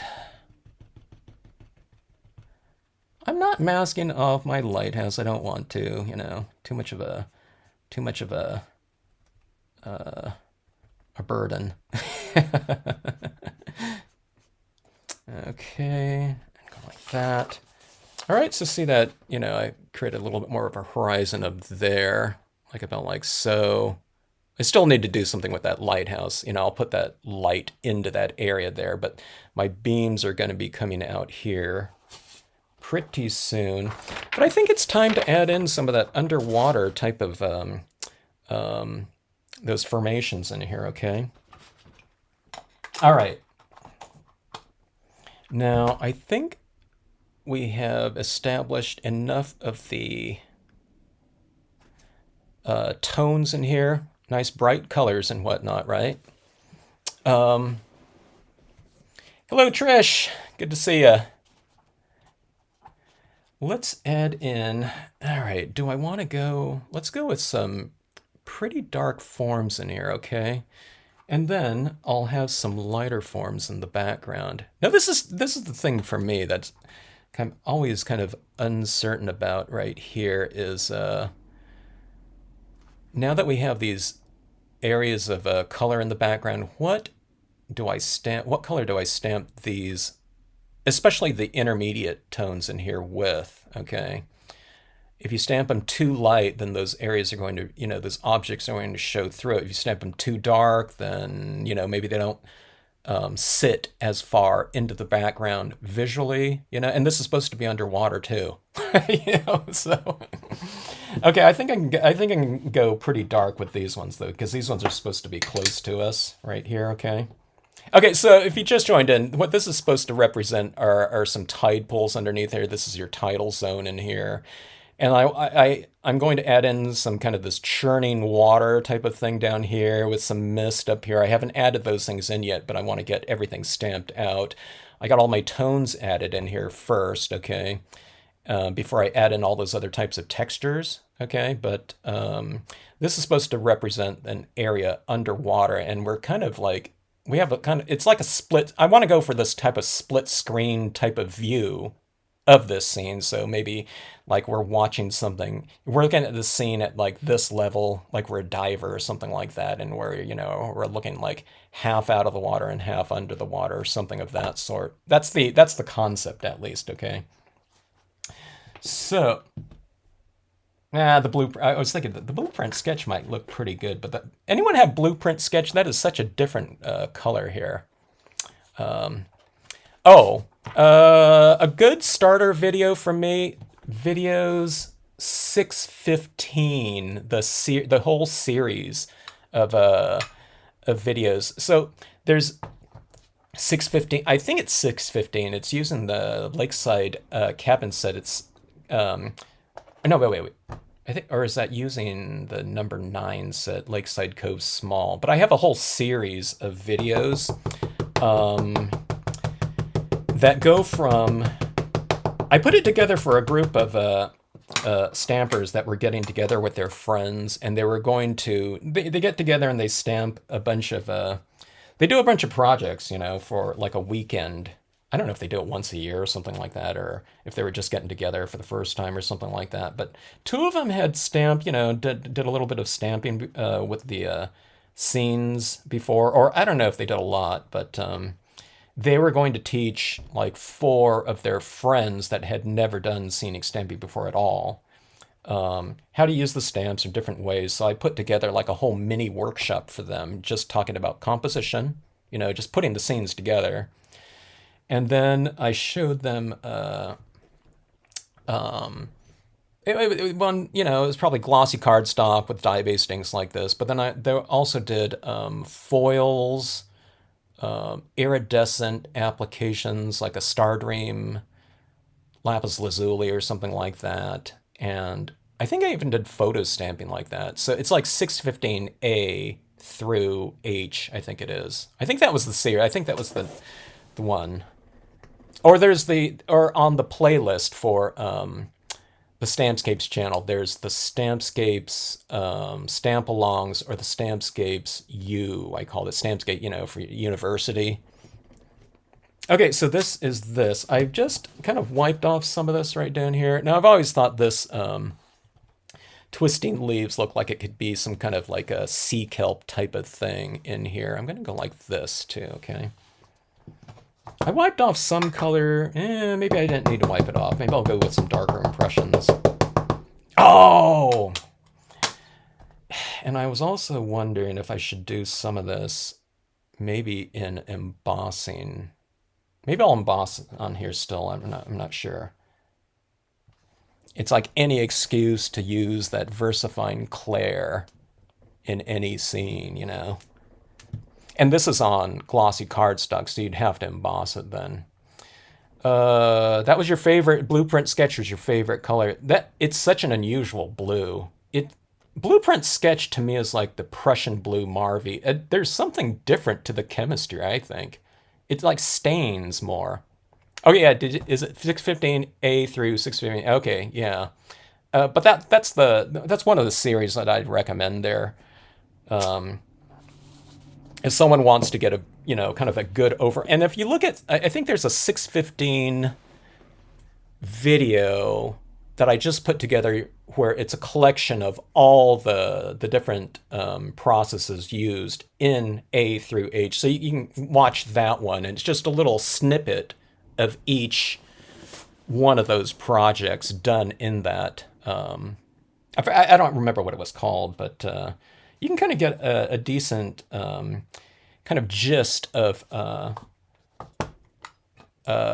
I don't know, just a different array of ways to use the stamps. A lot of times people, if they just watch, a lot of my first videos, it's like, okay, hey, do you have to use glossy cardstock? And I looked for the color box stylus tool and I can't find it. So, can I not do, those scenes or something like that? And I get it, because I used a lot of the same stuff, media, but over this last year, it's like been blasted wide open. Here I say that, but here I'm doing a glossy cardstock and dye-based inks right here. Okay, so that's supposed to be, we're like a diver, I guess, or something sitting in this water right here. So here's this thing down here. I'm going to put a school of fish in here. Okay. And let's see, let's put some background kelp in. Let's do this one in, let's do it in green, okay? I think anytime I change hue like this, I used this in the last one. It was like, I didn't stamp it out dark enough, but let's see how this goes right here, okay? I think that'll work like that. All right. Let me see here, actually. Okay, yeah. Okay, I'm gonna kind of vary this a little bit too. Maybe this is supposed to be underwater, so it's like, the imagery I don't want to be like crystal clear. It's supposed to be a little bit obscured. When you go diving, it's like, one of the questions is like, okay, what was the visibility, And the visibility of this one, I don't want it to be like, whatever, 30 feet or something like that. Okay, that's almost too light though, huh? Let's put in a little bit of a darker one in here. Or is that too light? Yeah, let me just go for a straight impression like this.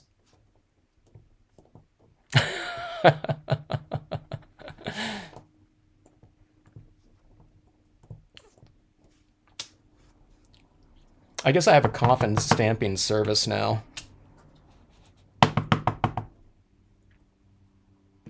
All right, some people are going to think that's really morbid here. I do think it's funny, though. I hope no one's taking offense to, that. We are just joking.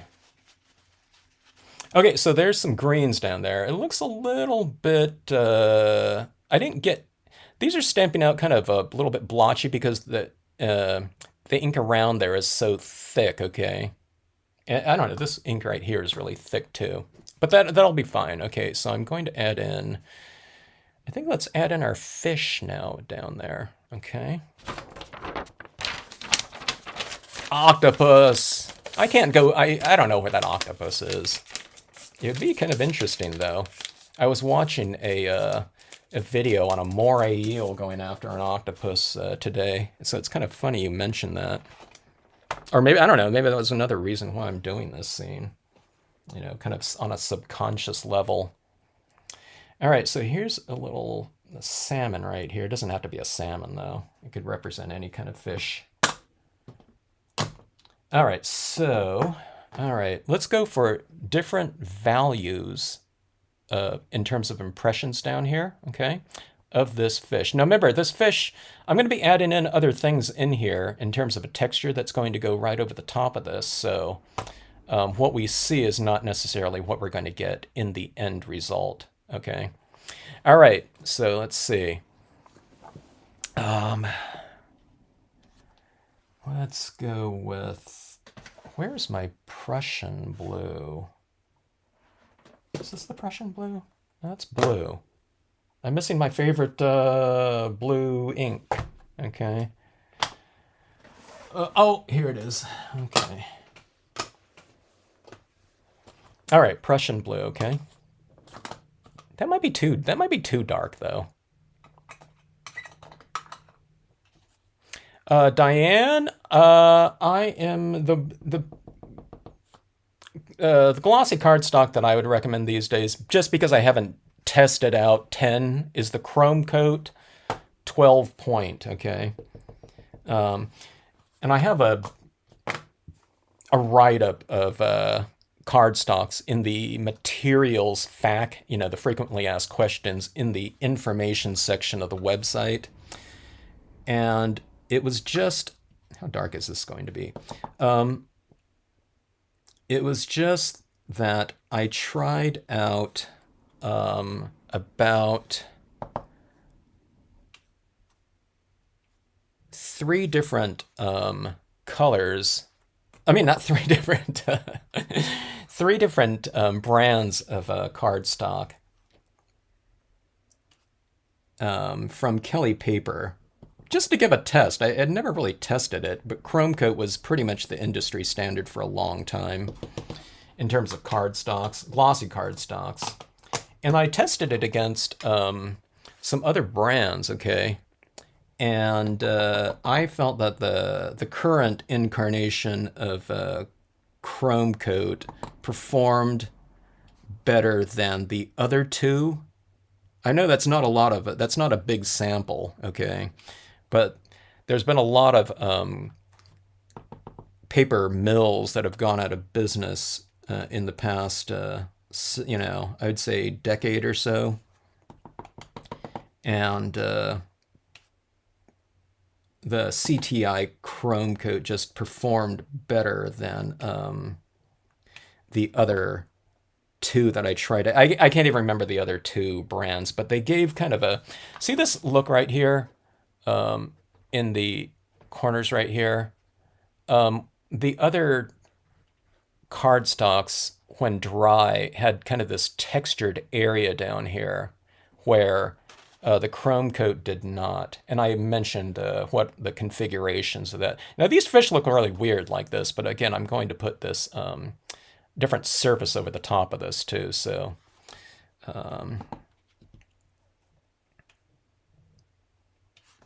all right, so I think that is good right there, like that, all right.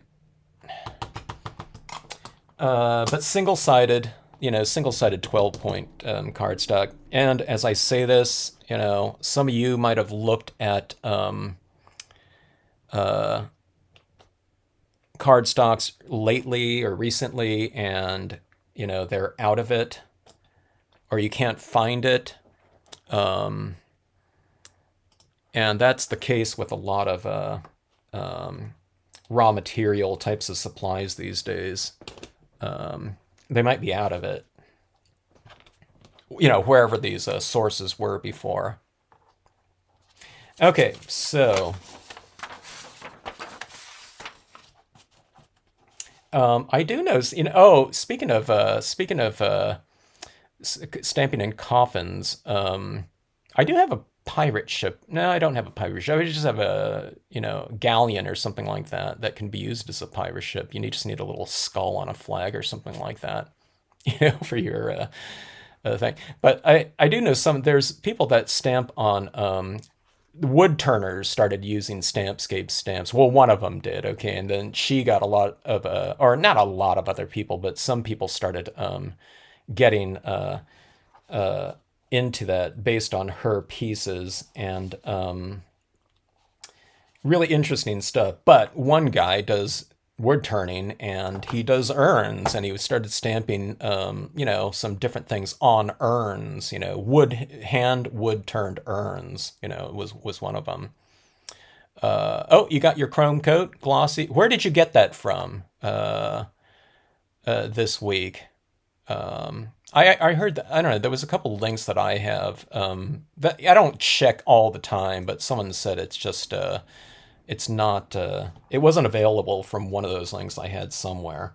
Okay, so that is that. Let's go in.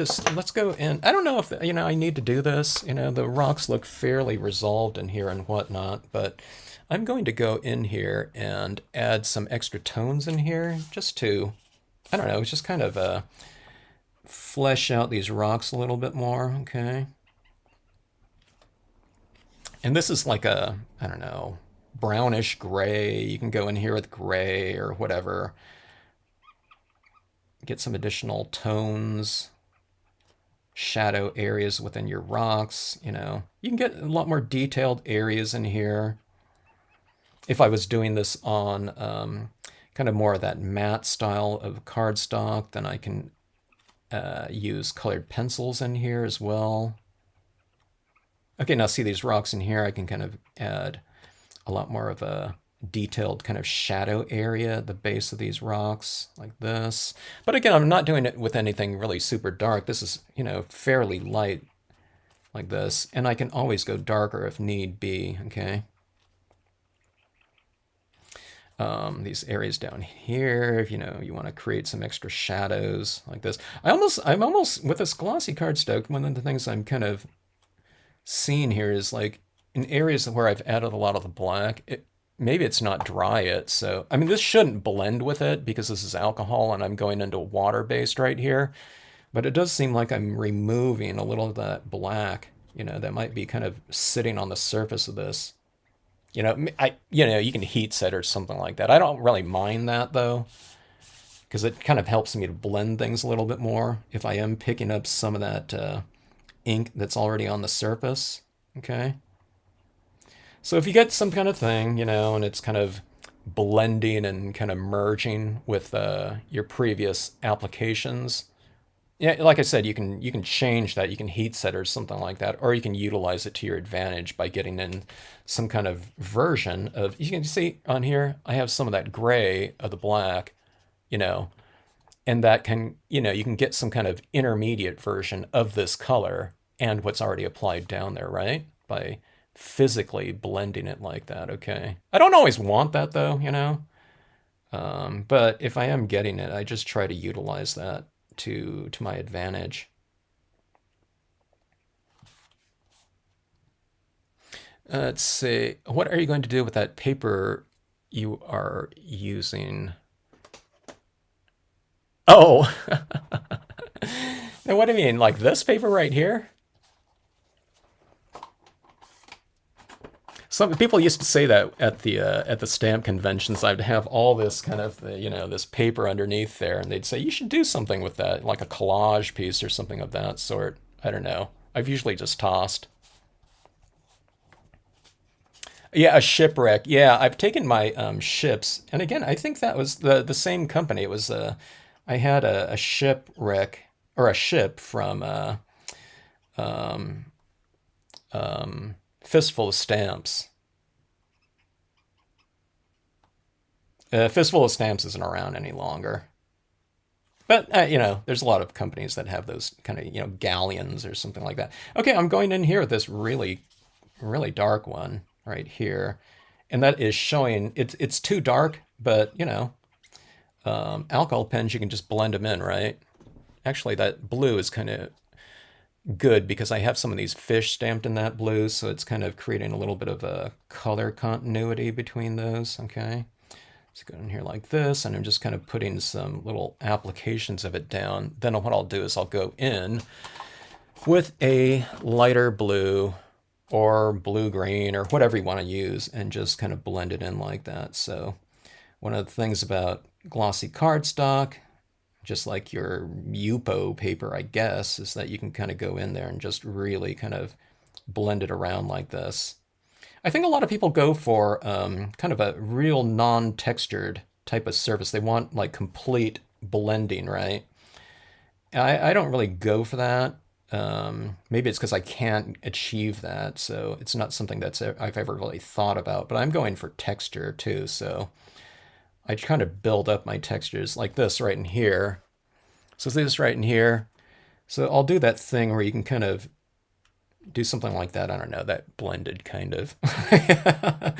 But see, sometimes I go in with my pen like this, and I'll go for this kind of thing, where you get that kind of the ring, that alcohol ring, where it's built up around the edge. And I kind of like that, from a textural point of view.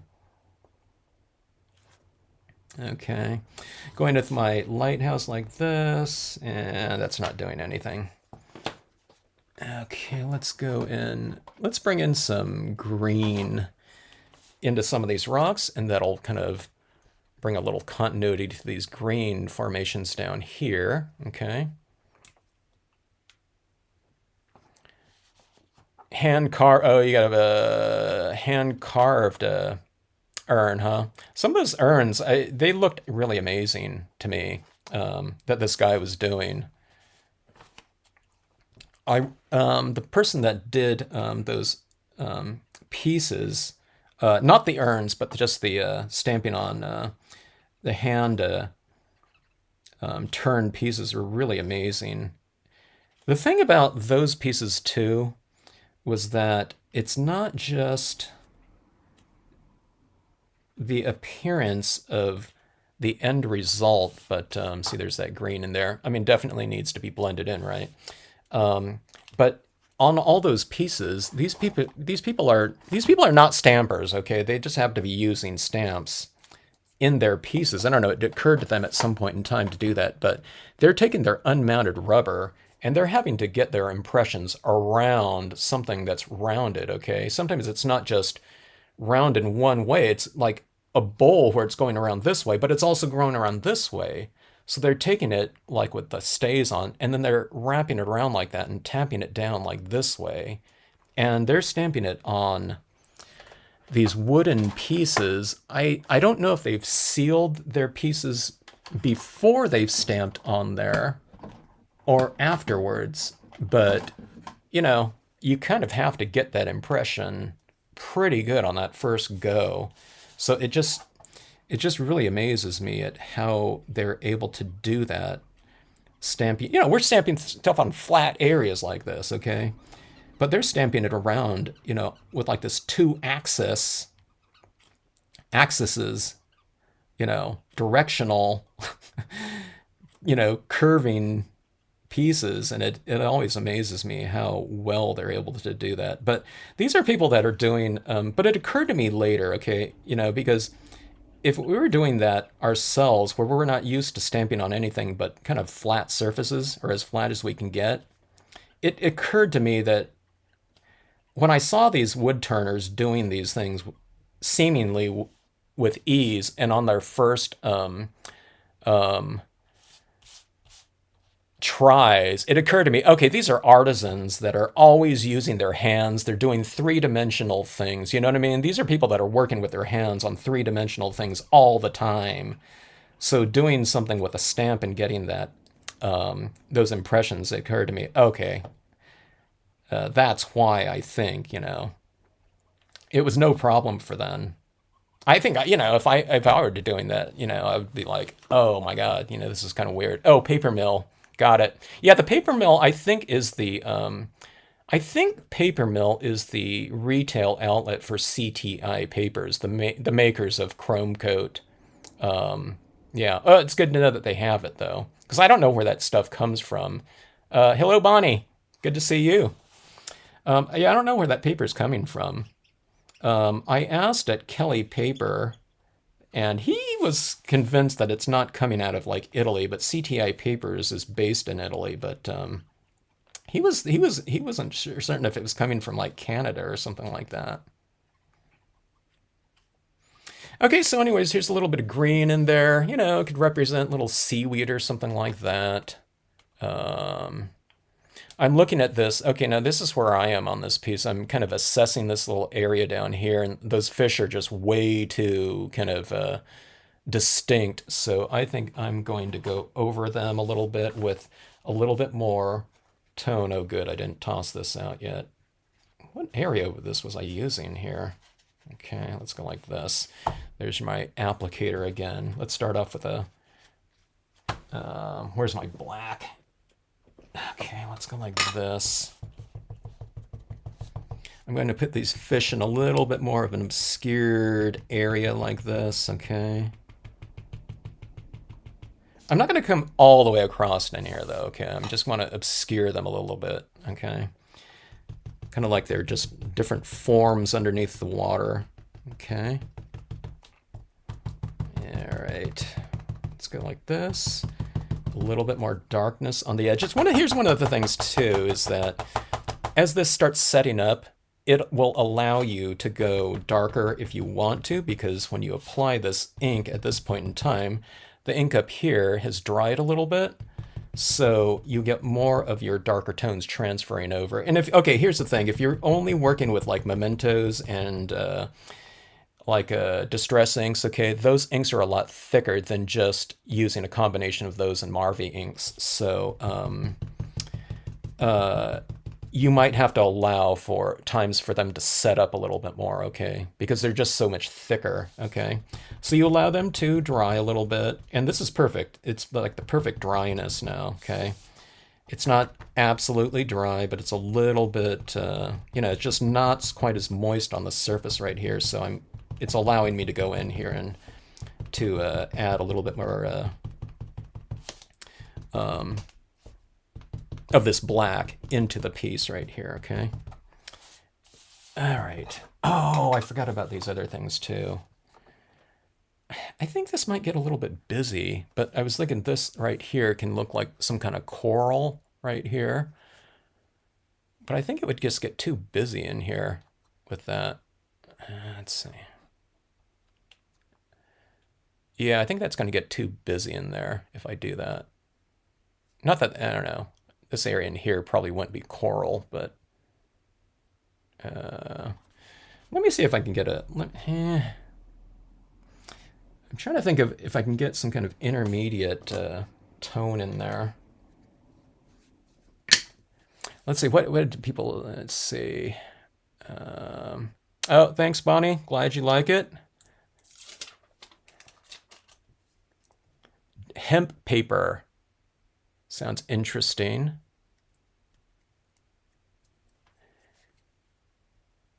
Thank you, Sandy. Okay, I was thinking this color, but that's not going to show up. Let's go.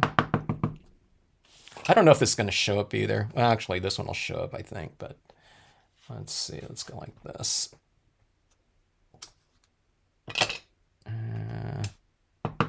It's a very subsurface kind of texture in here, like that. All right. And oh, let's use a little bit of this Prussian blue too down here, okay?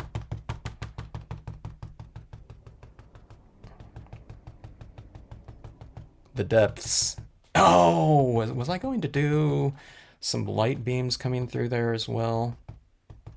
That's right. Let's see if we still do that, okay?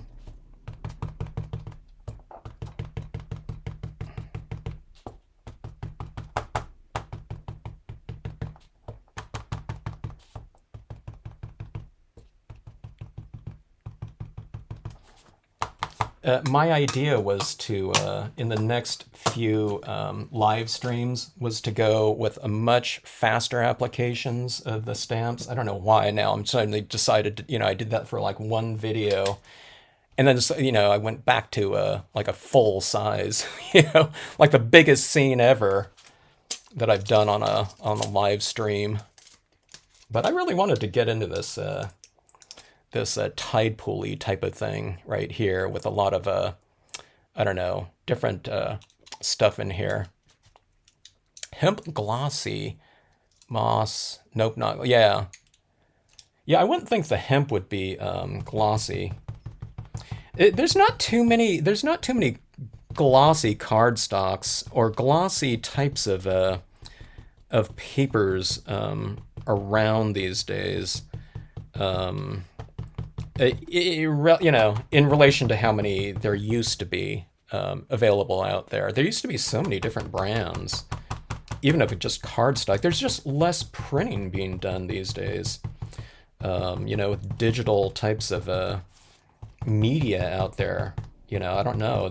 Back when there were a lot of, corporations, they did their corporate end of year reports or brochures and things like that. There was a lot more print advertising, okay? Print media, you can pretty much remove, like, I don't know, like all the publications out there. Everyone used to have their calendars that they would get every year, hard copy calendars. Now everyone has everything's like all on the phone. So there's just less need for all of those kind of like specialty papers out there. It's not good for us, but on the other hand, there's a lot of media out there that are available to us now that weren't available before, and relatively cheap in many cases, like I've mentioned before. I don't know if it's the heyday for media. There might have been more stuff out there, speaking of places that have kind of, like Color Box that are, no longer around. Companies like that. I don't know. Are there any like other really big companies that, in the crafting world that are in the stamping world? There were stamp companies, but I'm talking about like the accessory companies.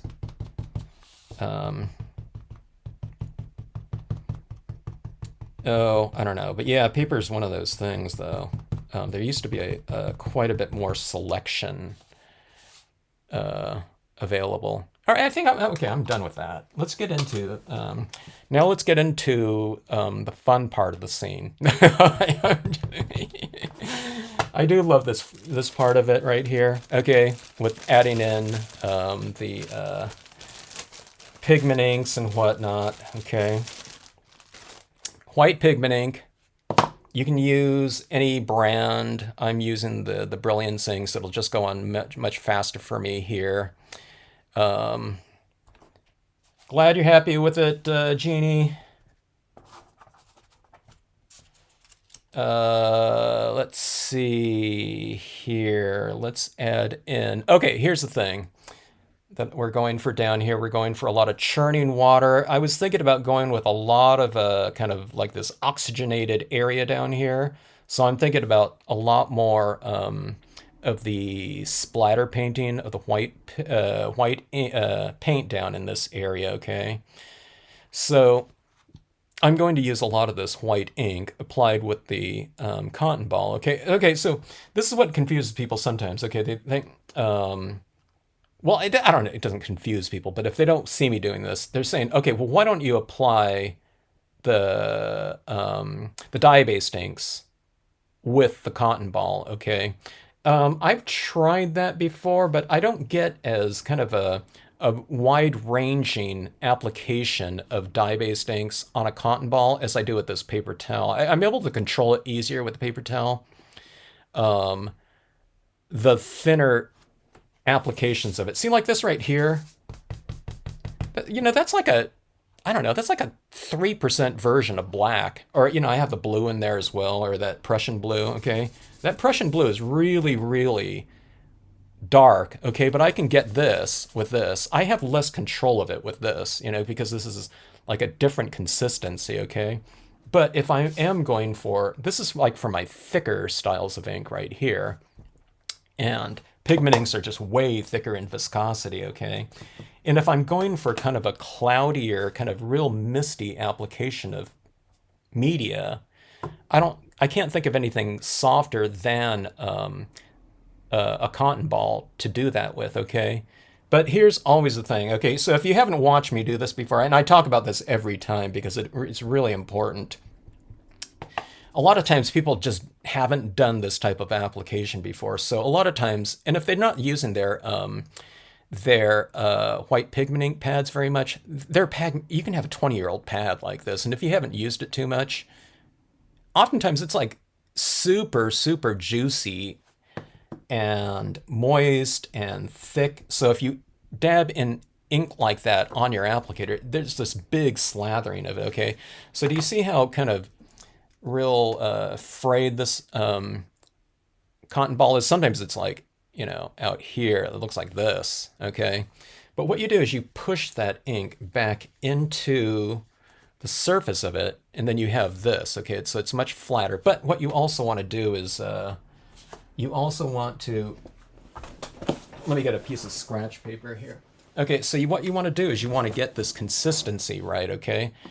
Now really get the, I would recommend testing it out. Okay, now see, my pad isn't so wet that it's leaving me a big slathering of that white pigment ink. I guess if I really kind of do this, I'm going to get a big, application of it like that, okay? But what you really want is you really want just that light, even coating like that. It's almost like I'm applying a powder to the scene, and that's the consistency you want. You don't want that right there, okay? But that being said, if you get too much on there, just wipe it off, okay? You can even wipe it off on a matte paper. A matte paper, it applies much faster, but see, this is a piece of glossy dark stock, okay?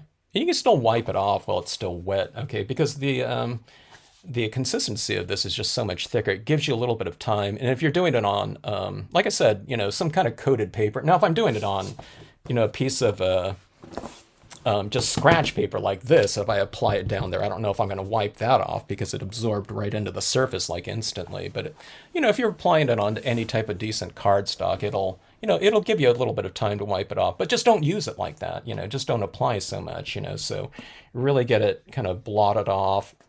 Use a drier application, blot it off a little bit or a lot, before you start applying it down there, and you'll have complete control over it, okay? All right. I do too, Bonnie. I always get a hard copy catalog. It's easier for me to kind of keep track of it, things coming up, when I can see it like a whole month. I usually don't get the desktop calendars where you're like peeling off one day at a time, but I like kind of seeing my whole month kind of charted out. And, having a new image, it's always kind of fun, kind of flipping the page to a new, I don't know, for me it's usually photographs, nature photographs or something like that. All right, so anyways, I'm adding this in where a light area meets dark, okay? And this is just one texture, okay? I'm going to be doing a couple different textures on here, okay? We're going to be going for some soft, light applications like this, and then we'll go for some nice crisp ones with the splatter painting, okay? So this is supposed to be underwater, so I'm going to lighten it up down here too, okay? So I'm going over my fish. This is where I wasn't too worried about the fish, kind of standing out a little bit too much too. All right, so I'm going down here, and it's kind of obscuring them a little bit like that. All right, going up here like that. So see that lighting in there? I might go a little bit heavier in a couple of these areas like this because, again, I want there to be like a lot of motion in here. Okay. Or try to get some motion. If I can go for like this swirly type of splatter painting application, I would, but I don't know how to do that.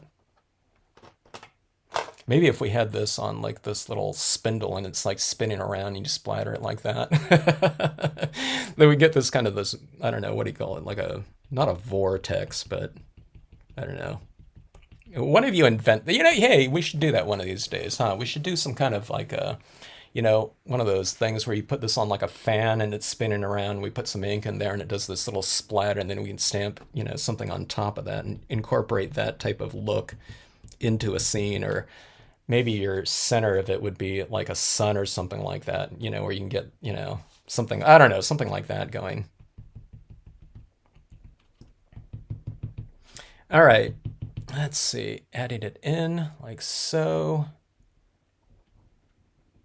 A video of the different inks and when you would apply which. I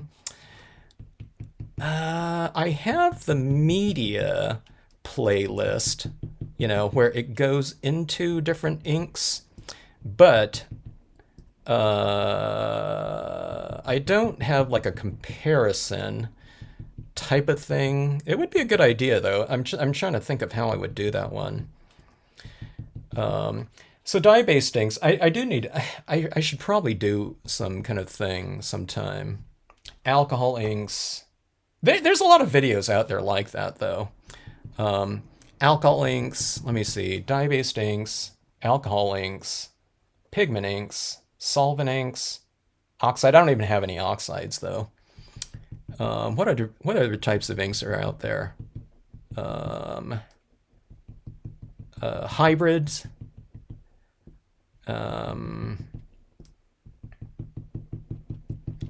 I don't know. Did I miss any types of inks? PJB, thanks for joining in. Great to see you as always. Have a great rest of evening. Okay, watch this island up here, okay? And this one over here, okay? Now, if I put a little bit of pigment ink on there like this, okay? Doesn't it look like the lighting is hitting it from that direction? Okay, and I'll put some right here too. Okay, that might be a little bit too much. It's like really illuminated like that. But kind of the lighting coming through there like that. Okay. Yeah, but I don't know. I'll try to think of some kind of format like that. But yeah, there are some videos out there like that. Just general types of ink types of applications. But I guess some of them aren't really specific to. Well, none of them have to be specific to, but yeah, where I would use them in like scenic stamping, I guess. Good night, Pam. All right, adding some of this pigment ink around our opening in our clouds here. And let me see if you can see the difference with that, okay? So adding it in this opening like this, okay. I'll add some of those beams coming out of here too. I think that would be pretty dramatic. Oh yeah, and around the lighthouse too, okay.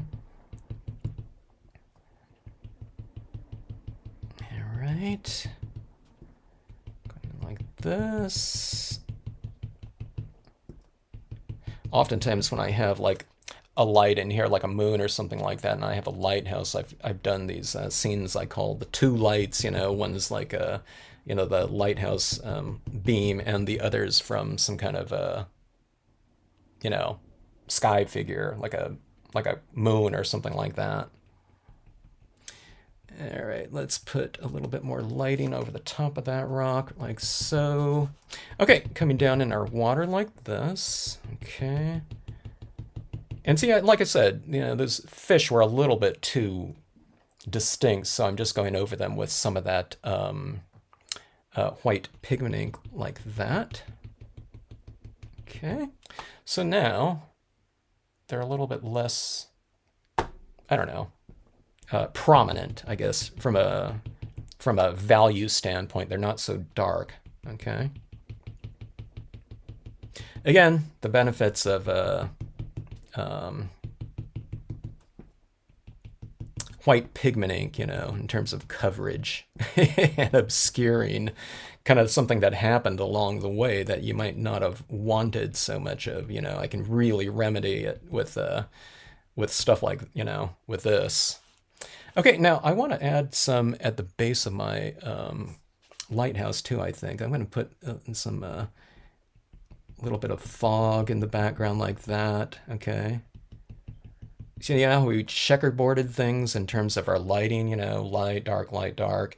You can go in here and kind of make some areas a little bit softer. So you can go from crisp, soft, or something like that too, from a textural standpoint. You're contrasting these areas like that. So see it like that. I don't want to go too light because I made it kind of darker in there anyway. All right. Okay, so that is that.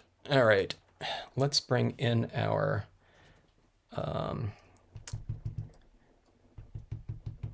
crisp lighting incarnate. I'm going even lighter here. Okay, let's go like that. And let's go to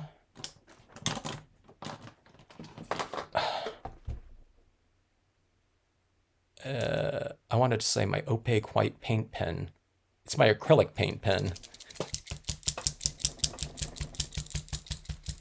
which is kind of opaque here. Okay.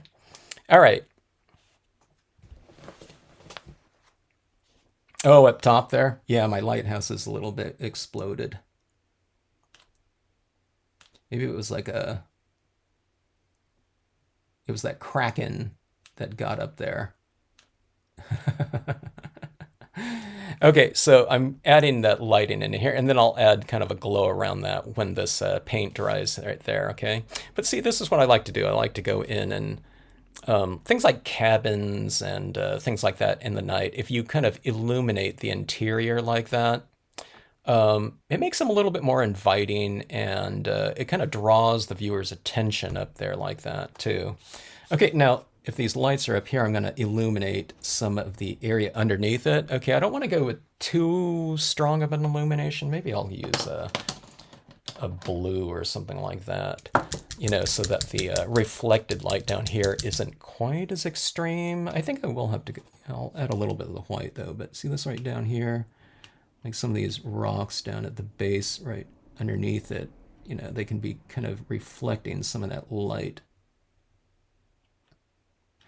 from the lighthouse. Okay, the lamp, I guess, like about like so. Okay, all right, a little bit extreme like that, but I'll kind of even that out a little bit more. Okay, and let's see here. I need a Q-tip. Okay, this will be for my real specific applications in here. Yeah, look, that's a little bit too much. Let's see. Let me wipe some of that off right here. I'll obscure some of that. It's a little bit extreme right now because I don't have that texture going in anywhere else in here right now. Let's see. Dr. Martin's. Scenic Stamper's best friend. I don't know if that's the case, but it certainly works for me. Okay, so the Dr. Martin's, I always mention this, is an opaque white watercolor paint, okay?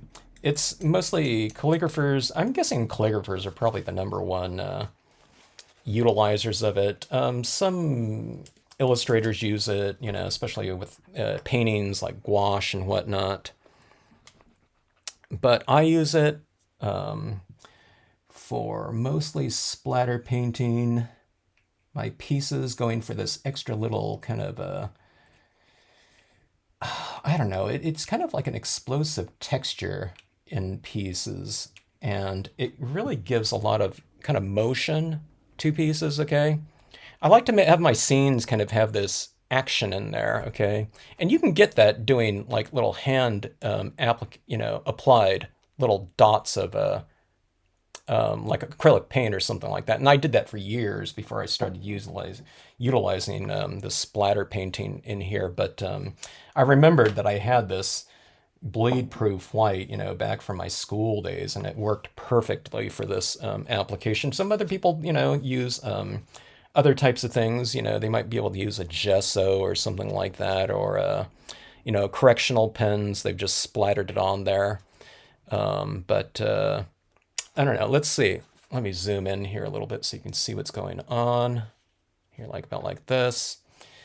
I just inked up, or not inked up, but loaded up this about like that little area right there on my brush. And then I've wiped off a lot of it too, okay? So I don't have like a bunch of excess. It's not like loaded up like in that little area right there. It's just kind of lightly applied in there, okay? And I'm going to try to target it in this area, but if it gets down here, that's going to be fine because, this area down here is supposed to be, it's supposed to represent, underwater, and I want that kind of churning of oxygen down there, okay? All right, so let's see if I can get this. I was telling people in previous videos, I don't always have control over the direction this is going. Sometimes I'm going like this and it's going out there. And sometimes I'm kind of splatter painting it, which I think it's going to go down there. And it's like splatter painting over here. I don't know why. Okay, but I'm going fairly close because I want this little area to be fairly targeted right here. But like I said, in this piece, if it goes like everywhere, I'm not going to really care about it, okay? Because I really want there to be a lot of kind of motion in here, like in a tidal area, when the waves come in and it's crashing right there.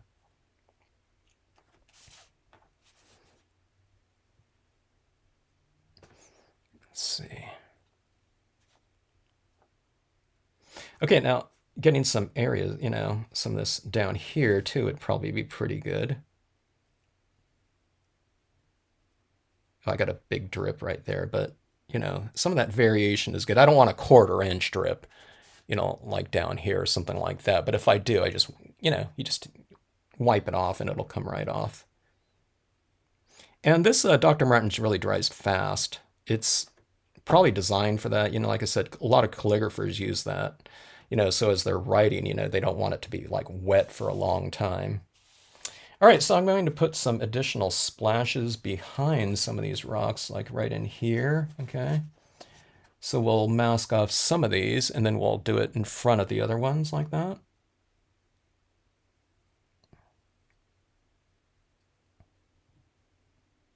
The good thing about the Dr. Martens too is even the tiniest of little dots, I'm talking about like, I don't know, it's like a 1/10 of a millimeter probably.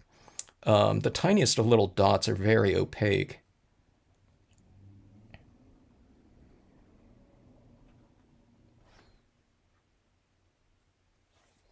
All right, so there we go. Pretty explosive like that. See that? It's kind of like an instant little texture down there. Like about like that. It looks a little, it looks pretty crazy in here. Like that, but you look at it at arm's distance like this, and see I've used it like in back of there a little bit. I mean, some of it's in front of it too. And I've masked stuff right here, so, there's some crashing little dots in there. If you can't get it, in specific areas, like I said, you can just kind of hand,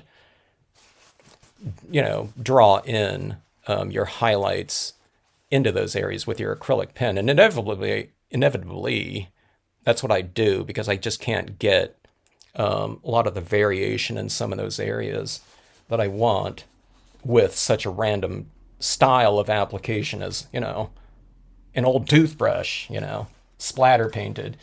The consistency of your paint, sometimes it changes, with how thick it is. I don't, I do it pretty often, and I have a decent amount of control over it, but you got to kind of embrace the random aspect of it.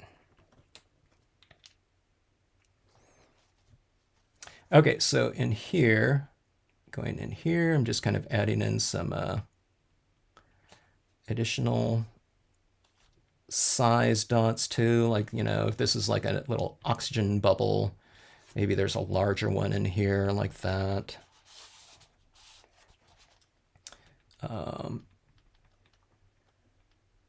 Highlights like that. Okay. We'll go in here like this. Kind of condensing some of these little splashing areas around some of these rocks. Like this. Oh, here's one of the things I didn't think about. I was thinking about this lighthouse, kind of casting some lighting around in here, but if this light is coming down from here, then you can put, you can put a few little highlights on some of these rocks right in here too.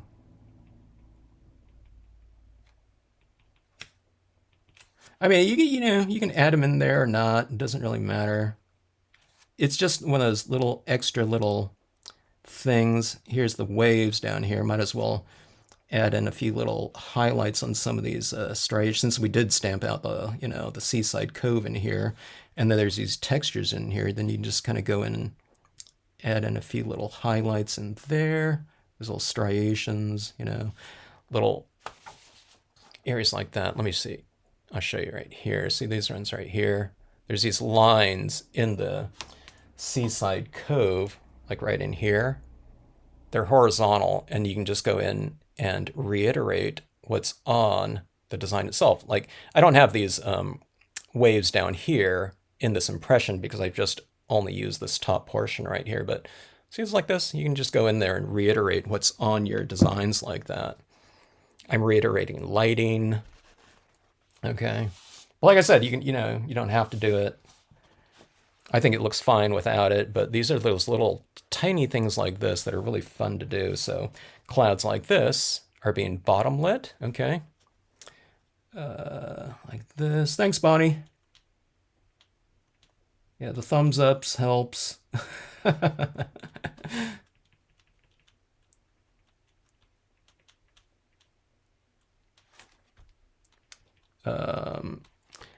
Little highlights like that. Kind of brings those clouds to life a little bit.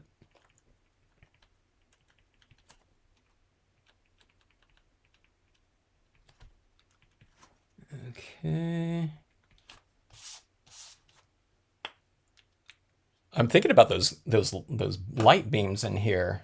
I'm thinking, man, if I add those in, boy, this is going to get pretty packed full of like information, I think. I think it'll be fun though. Let's see how it goes here, okay? All right, so here's my Q-tip right here. Let's bring in this little bit of a glow to the light. I'm not going to have this lighthouse, casted a beam like that and have these beams coming out this way. That'd be just too much, But blotting this off like this, okay? And all right, this is what you do here. Again, you don't want to have a big blob of paint on this, right? So I'm just going to go around right in here like this. Okay, that removed too much. My pad is really kind of light, lightly inked right now. Okay, that's a little bit too much. Like that. Okay, and if you want to, you can even bring a little bit of, this kind of diffusion around your windows in the lighthouse too, like that. See that it's just real subtle like that, but it kind of puts that lighthouse in a bit of this kind of this foggy atmosphere by giving it this perimeter little glow like that. Okay.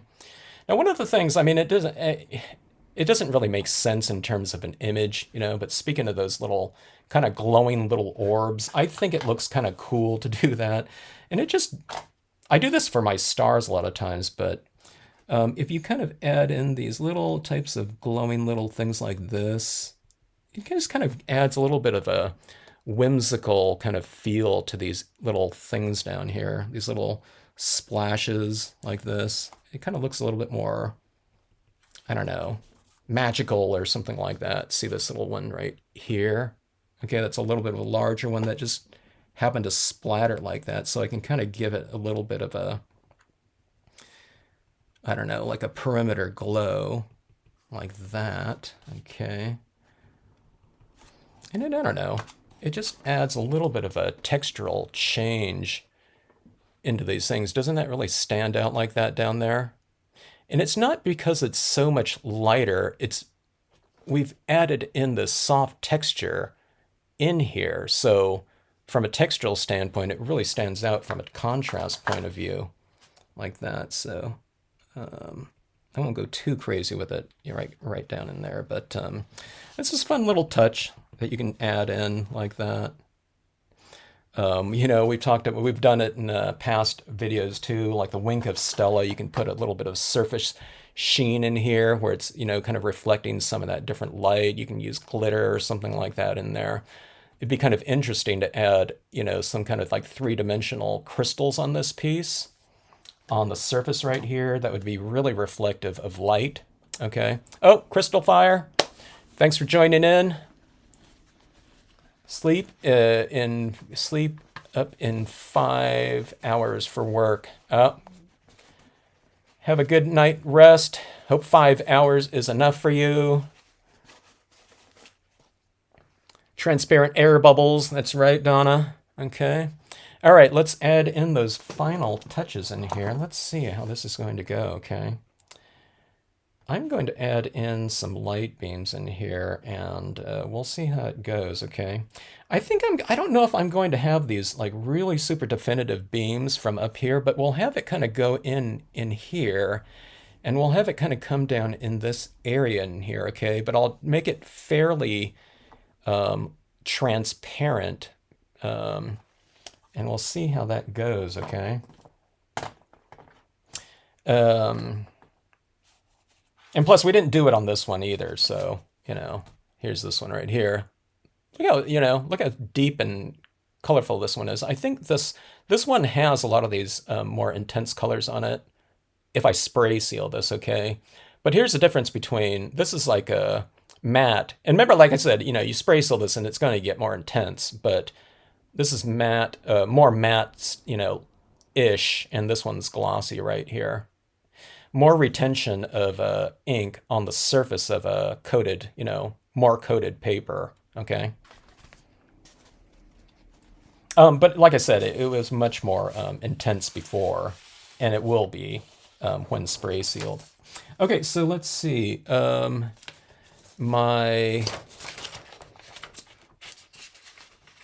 has to get up in 30 minutes here? Donna? Okay, so let's see. I'm going to have my light source, my vanishing point, okay, from where all these beams are going to be coming from is going to be, let's say, let's just pick a spot. I'll have it like right here. Okay, I have a little splotch of ink right in there, and I'm just going to use that as my little vanishing point. Okay, so we're going to go like this. And I don't think I'm going to have any beams like above water. I'm going to have it all kind of below water here, okay? So go like this. And your point of emanating light will be like right from there, okay?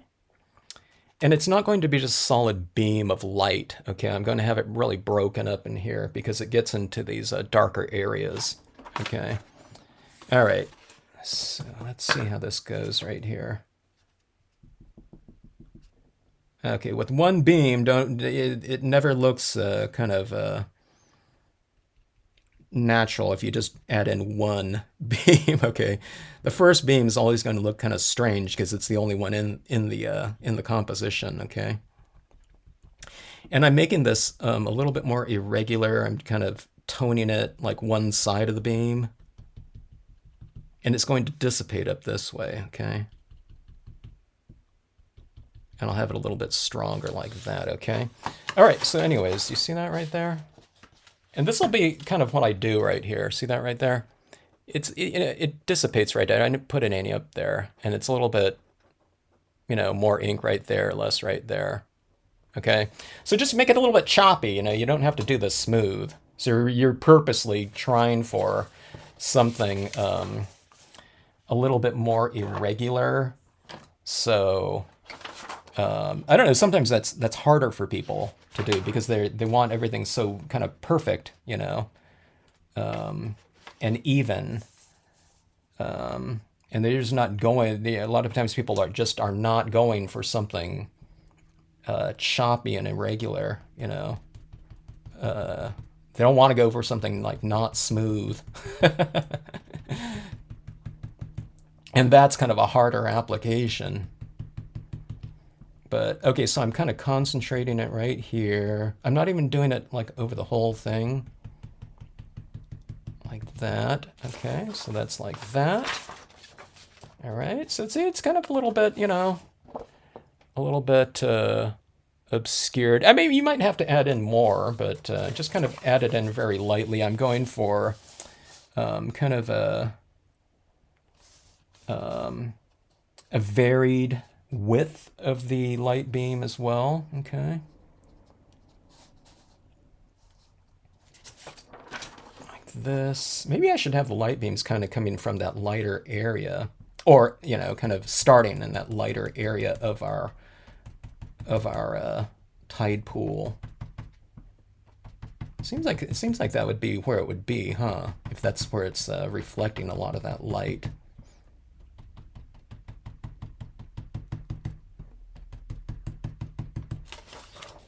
Okay, so that was a little bit more of a narrow and strong beam like that. Okay.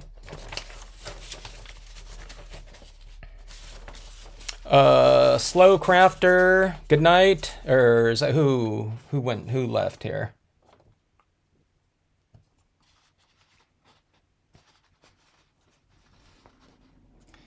Okay, going like this right here.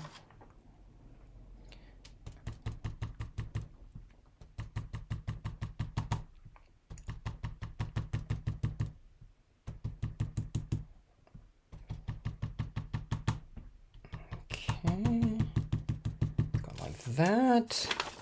I can't even see that beam. Okay, I need to go darker. Or lighter, I guess.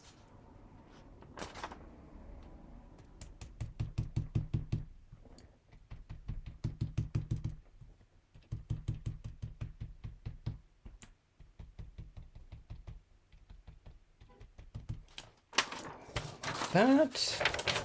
And remember, these beams are going to look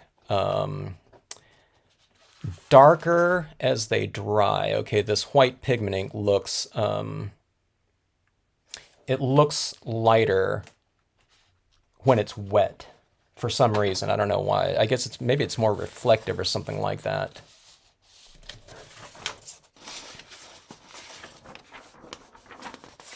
All right.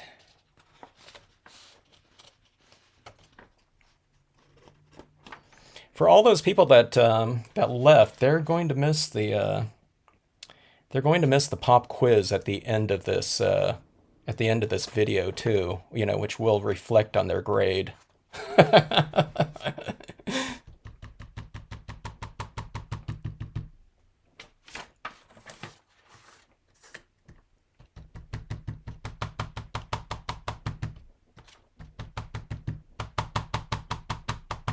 All right. Here's another beam right here. I think I'm learning how to do this right now in terms of a kind of a, you know, like an emanating light coming from a certain area that doesn't have the beams up top there like that. Or maybe, I don't know, maybe you can have some of it in there too. You go like this. Okay. I don't know if it'll show up in there because it's so light.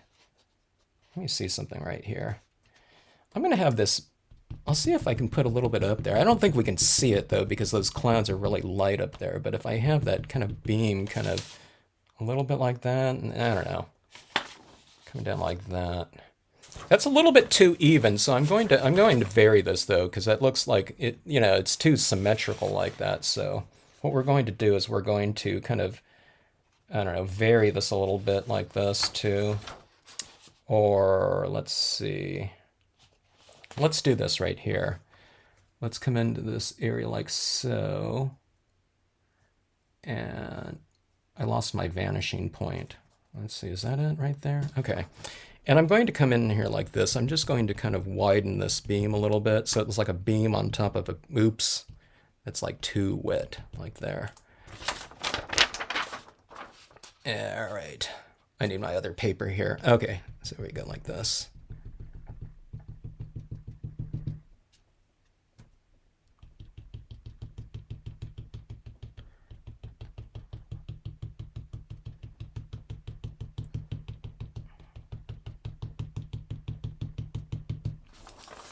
Okay, like that. All right, that looks a little bit better. These ones right here too are a little bit, it's a little bit too symmetrical. I think I need to widen in some of this or vary that a little bit more. Okay, let's go like this, and let's go like this. I haven't forgotten about the embossing though, so the embossing will, be in front of these beams too, so we'll sandwich in some of that like kelp down there. All right.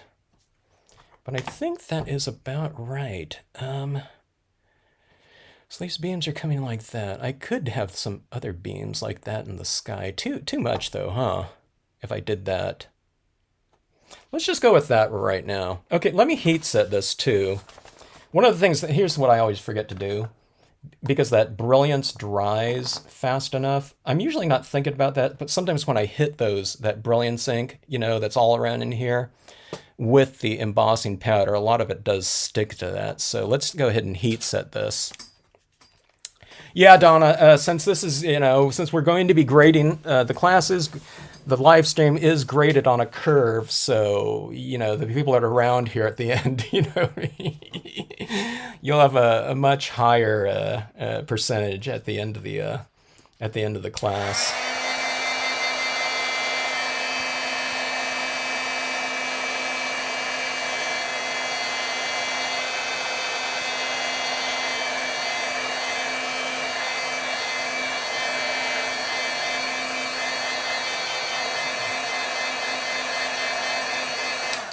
All right.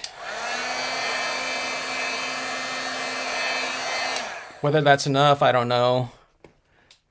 But let's go in and bring in these other elements now with the VersaFine Clair. Man. This is one of the more in-depth scenes I've done in terms of techniques in here, I think. I've done this before, but I haven't like embossed too much before, like on these scenes or larger format pieces. All right, so we'll go with this.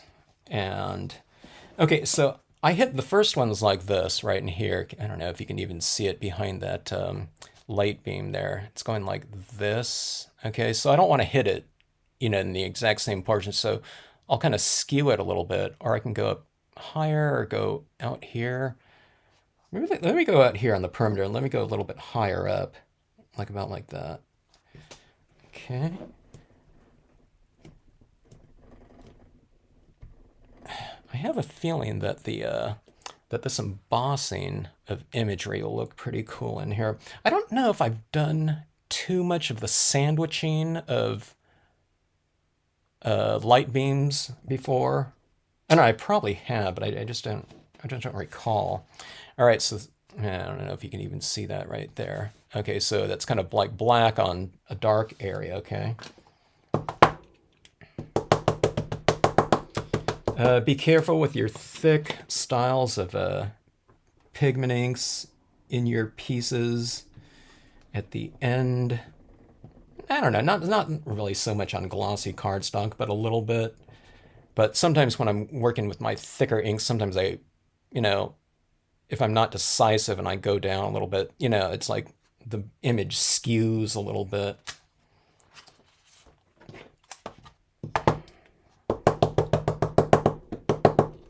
I think it already looks pretty good there, in terms of like sandwiching some of those beams in there like that. It's behind, it's in front of those other leaves and in back of other ones. Okay, let's go like this. I'll really kind of, let's see. This one's like this. I can go like this, or is that too much, or should I go like this? Let's see. Yeah, let's go up like that. Oh, I just skewed it. Did you see that?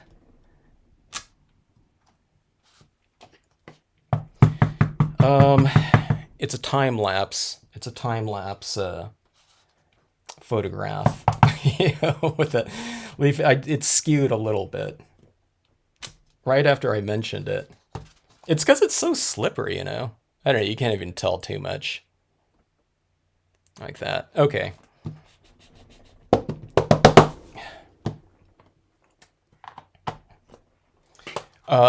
Don't do what I do on these videos. I did that on purpose so that you can see, you know, what not to do, because that's equally as important as far as what to do, right? All right, let's see. Oh my gosh.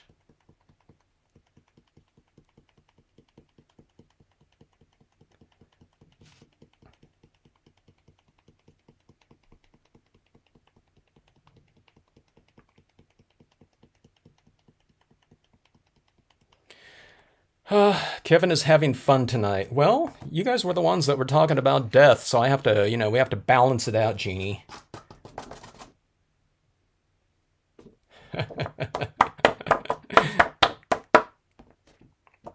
All right, so raised, whatever, kelp, seaweed.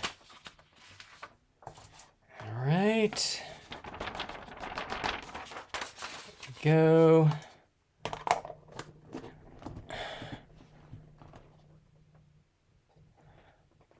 Oh, insomnia. Hey, I've mentioned in these past streams before, I think, or in some of my other videos, someone had said they have a hard time sleeping. So I don't know. A few years ago, they told me they just throw on like one of my videos and it puts them to sleep like that. And hey, you know, these videos, my main hope is that they are useful in whatever way possible. If it helps put people to sleep, I love it. Okay, so three-dimensional kelp in here. All right.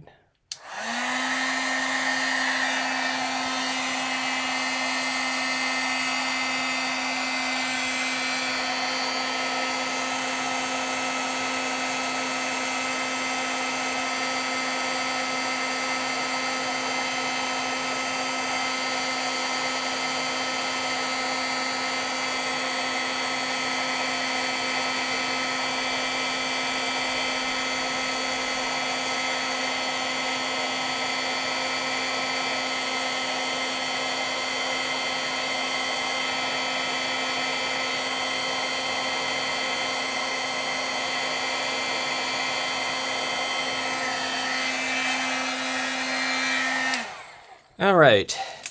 One of the things that I always find kind of bizarre with the versifying clear with the clear embossing is that a lot of times it's darker pre-embossing. I'm guessing that the clear embossing powder is physically mixing with that clear, and thus it's diluting it, so it's not quite as dark. But it is raised though, which is always kind of the the goal of it. But I think that looks pretty good in there in terms of a texture like that. Having it, having this raised like that. And I like how embossed areas kind of capture that light like that. It just, to me, it looks a little bit more three-dimensional even when you're looking at it like that, just, without any of that light hitting it. And then you can, if the light is hitting it like that, having that physically raised area like that kind of is nice and, I don't know, beneficial to the illusion, I guess. All right, let's hit this with some, I'm going to, with my gulls in just black. Okay, I'm going to use my brilliance just because that will dry faster. Now, one of the things when I was heat setting down here, I don't know if we can notice it, and I wasn't watching for it either, but as we dry our inks in this area down below, they might have looked a little bit more dull. But like I said, we'll spray seal this, and not in this video stream here, but that will bring out some of the brightness of the piece. Back again. All right, I'm hitting these little gulls up here. Nice light, even pressure, okay? About like so. Someone wanted an octopus. I'll post a a high resolution print of this on the Flickr piece, and then you can print it out and stamp your octopus down in here.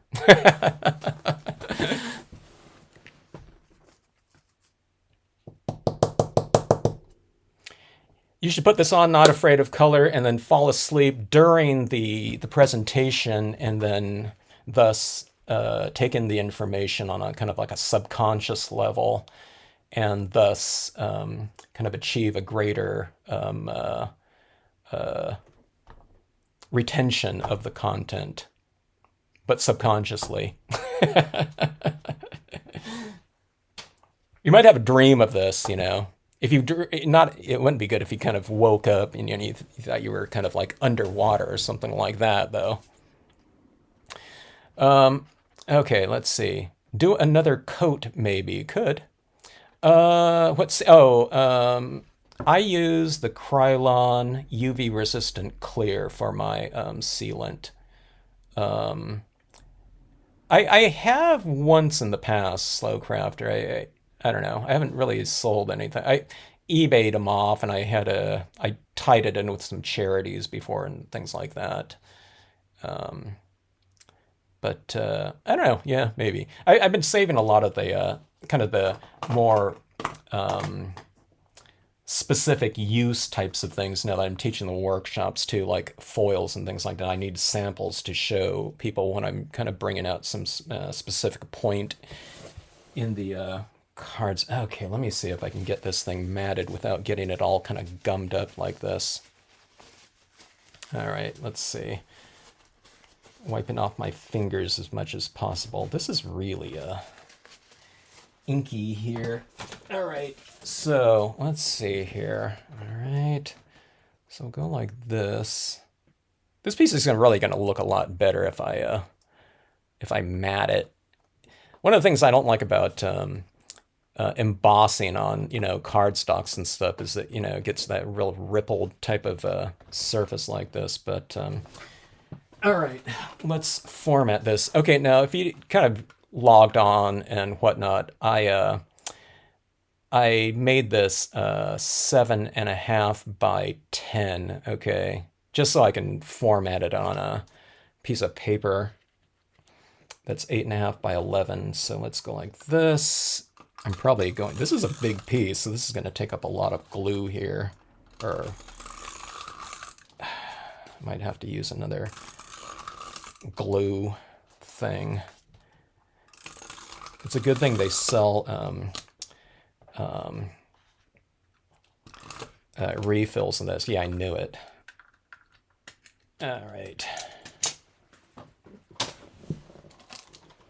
I almost found out too late that they have these refills like this, because I bought like a 4-pack of these things, right? And I just thought when they're out, they're out. So I was like tossing them, and I tossed this one out, and then I went online to, you know, get some more of these, and I thought, oh, you know, they sell refills. So luckily I hadn't like tossed out my trash yet and had one of these left. All right.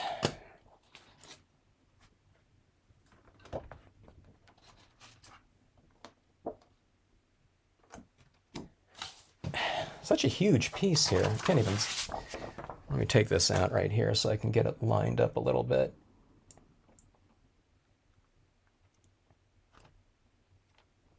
Did someone just join in and say hi? Hello. Hello, Zabalza Designs. Good to see you. Thanks for joining in here. We're just kind of wrapping up on this piece right here. Adding in those little finishing touches. Let's see. All right, let me get this one pretty flat. This is a huge piece. I'm just kind of matting it on this, or mounting it on this piece of matte white right here.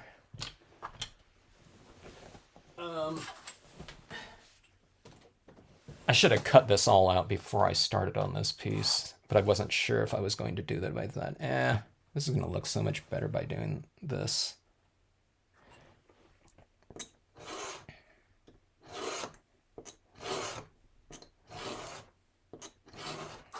right. Make multiple cuts like that. Or if you're doing it on a, paper trimmer or whatever, I guess you don't have to. I just kind of eyeball this though. Although my internal kind of level is like not like it used to be, I don't think. I'm always kind of slanting it to one side. But I always say, it's close enough. All right, there we go. Like this piece is a little bit thinner than the other side. So if I was selling this piece, I just devalued it, considerably. Okay, so there's that little thing like that. This would look good on the, like a Star Dream, or something like that. But let's just throw this on the dark glossy, like that. Okay, this is what this is looking like that. I'm glad I remembered to do the, the trimming on that. To not go with the full 8.5 by 11.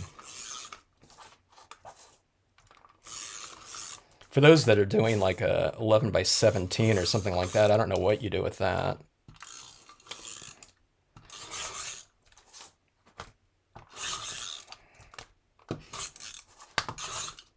All right, that's good enough like that. And we'll eyeball it like this. And I usually have a little bit more down below. Is that straight? You guys might be able to tell if it's more straight than I can. I can't go right over it because my camera's right in my face.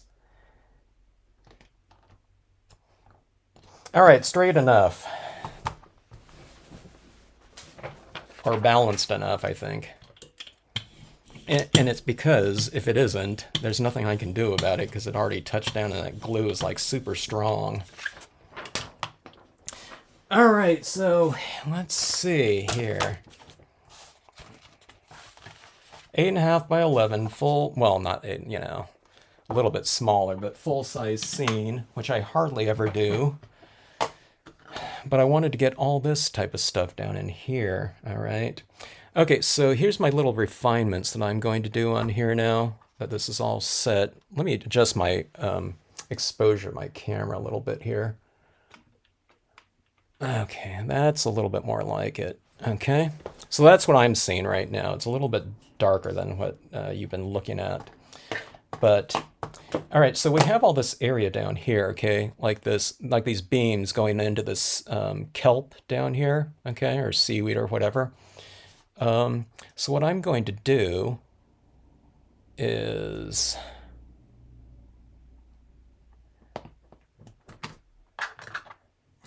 go into it like this and add a little bit of tone onto it. So these beams are kind of behind there, but they're influencing the objects down there. Okay, so let's put a little bit more like white, like that, on a couple of them like that. I don't know if you can see that right there, okay?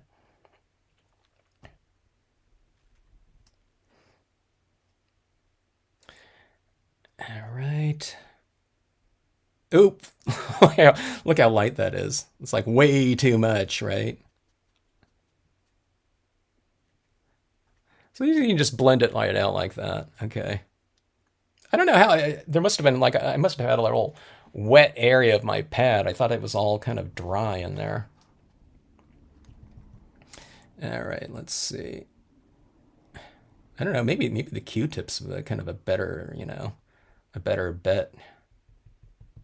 All right, let's add a little bit more. Remember what I said in here, or, wherever you apply this, a lot of times when it dries darker than what it looks like when it was freshly applied, okay? All right, so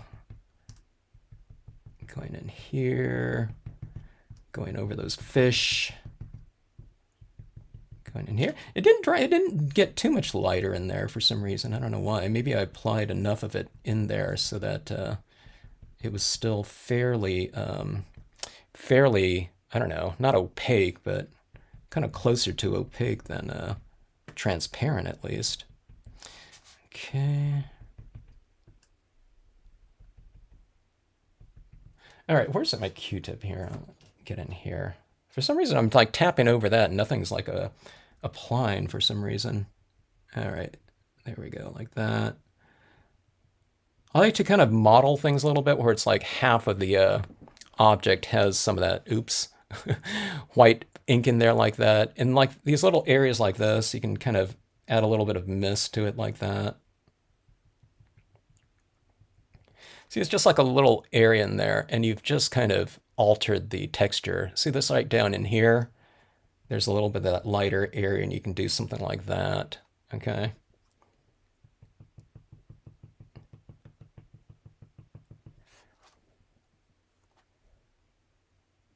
You started scanning scanning your good scenes in printout when a hurry for a quick card.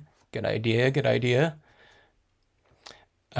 You missed the white ink. Kevin is, I'm using the Brilliance Moonlight white pigment ink. Okay, you can use whatever you want though in this type of application. Now, certain types of things like, Hero Arts or the Color Box White, they're not known to be able to be used on glossy cardstock, but I'm not stamping images in it. I'm just kind of applying a thin layer over my scene, okay?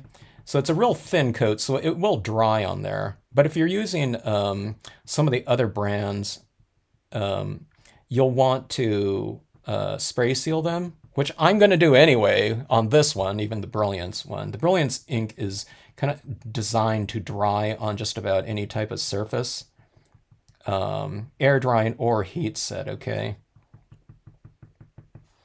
All right, so let's see here. Let's go and look at this. I'm going to put a little bit more of this kind of frothy, I don't know, this water like coming in here too. Because this is supposed to be a tidal zone where this water is, going into this area like this and coming over the top of it. So these are my little subtle tweaks that don't really need to be done, but I think it just incorporates things just a little bit more, if done, okay? And plus, I don't know, after tonight, I'm probably not going to make my adjustments, so I just want to do it right now. Like this little area right in here. Okay, so I'm just adding in this white back in there, making that top of that kind of incorporated a little bit in with that, that water in the back, in back of it. Okay, see, like right in there.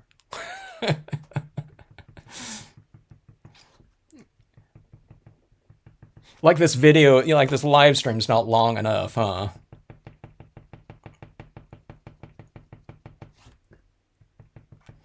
Okay, here's one of those things too. This is what I often do with my little birds like that, okay? The distant birds, what you do is you just, okay, as long as they're dry enough, you can just kind of obscure, oh yeah, I just snapped them in the Brilliance, so they dried pretty fast, but, you make these birds varied in value, okay? So doesn't it look like they're kind of going off into the distance even more now by making some lighter than others like that, right? So, I mean, it's just one of those subtle things like that. You have like darker things here and lighter things in the background, okay? Like maybe some of these are a little bit lighter. I don't know. I made these islands. You could have made these islands a little bit lighter too. Maybe I can make it lighter like this, and that'll push depth a little bit more. So this is one of those things. If I was to do it again, maybe I stamp off that first and then stamp it in there just so it's lighter to begin with, so I don't have to do it with my black, or white pigment ink, So there's little things like that you can do. And sometimes I'll remember it, sometimes I won't, but then, when I do it again, I'll just give myself a little bit of a head start to creating some of these effects, or having some of these effects inherently in the impression, so I don't have to do it after the fact. With this.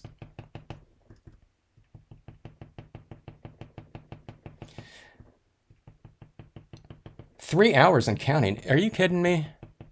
I don't even have a timer here. I would give everyone kind of a like a marathon, like a ribbon or something like that, if you've kind of watched this whole thing.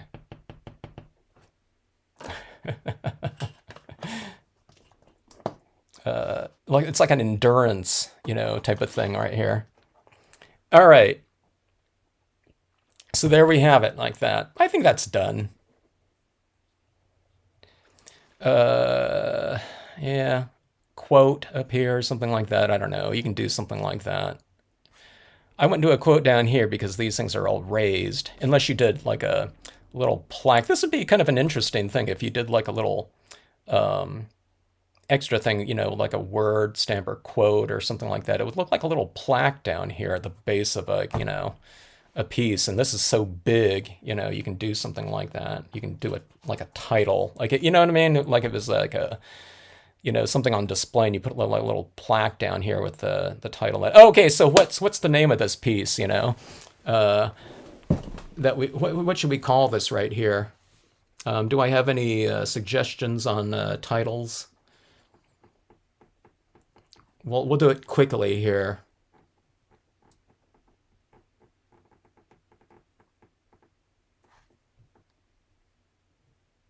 So remember, this is like 4 pieces. Like this could be a scene right here. I don't know. Maybe it's like 2 pieces, or this could be a scene like that down here. I don't think, but it's the equivalent of like 4, quarter-page pieces. So let's see. Wow, 3 hours.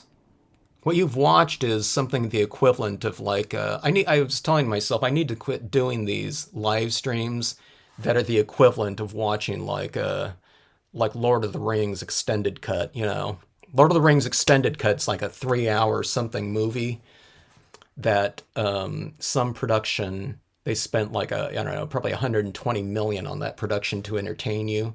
And I'm doing like one scene, like say 3, the equivalent of those same hours. I need to do a lot more of these like 30-minute projects, So I'll do that or something like that.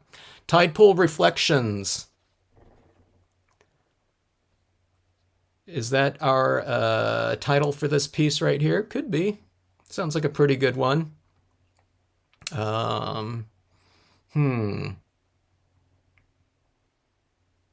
Long. I've done lives up to 9 hours. What was that? Some kind of marathon presentation or something like that with, a bunch of different people or something like that? Not the same person, right? Hopefully not one project. Mystical Waters. Sounds pretty good too.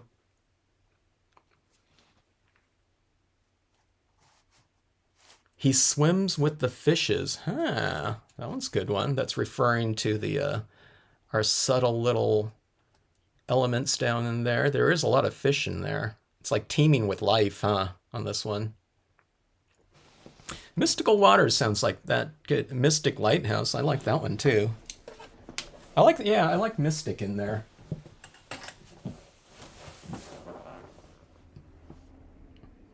I taught in Mystic, Connecticut before at a stamping event that, I don't know, there was like several different stores involved, but Mystic is one of those places I taught at. Mystical Waters. I think Mystical Waters seems to be winning out there. Hunting octopus in the mystical waters. All right, I think Mystical Waters. That does it for me too. I like that one. Does that sound good to everyone?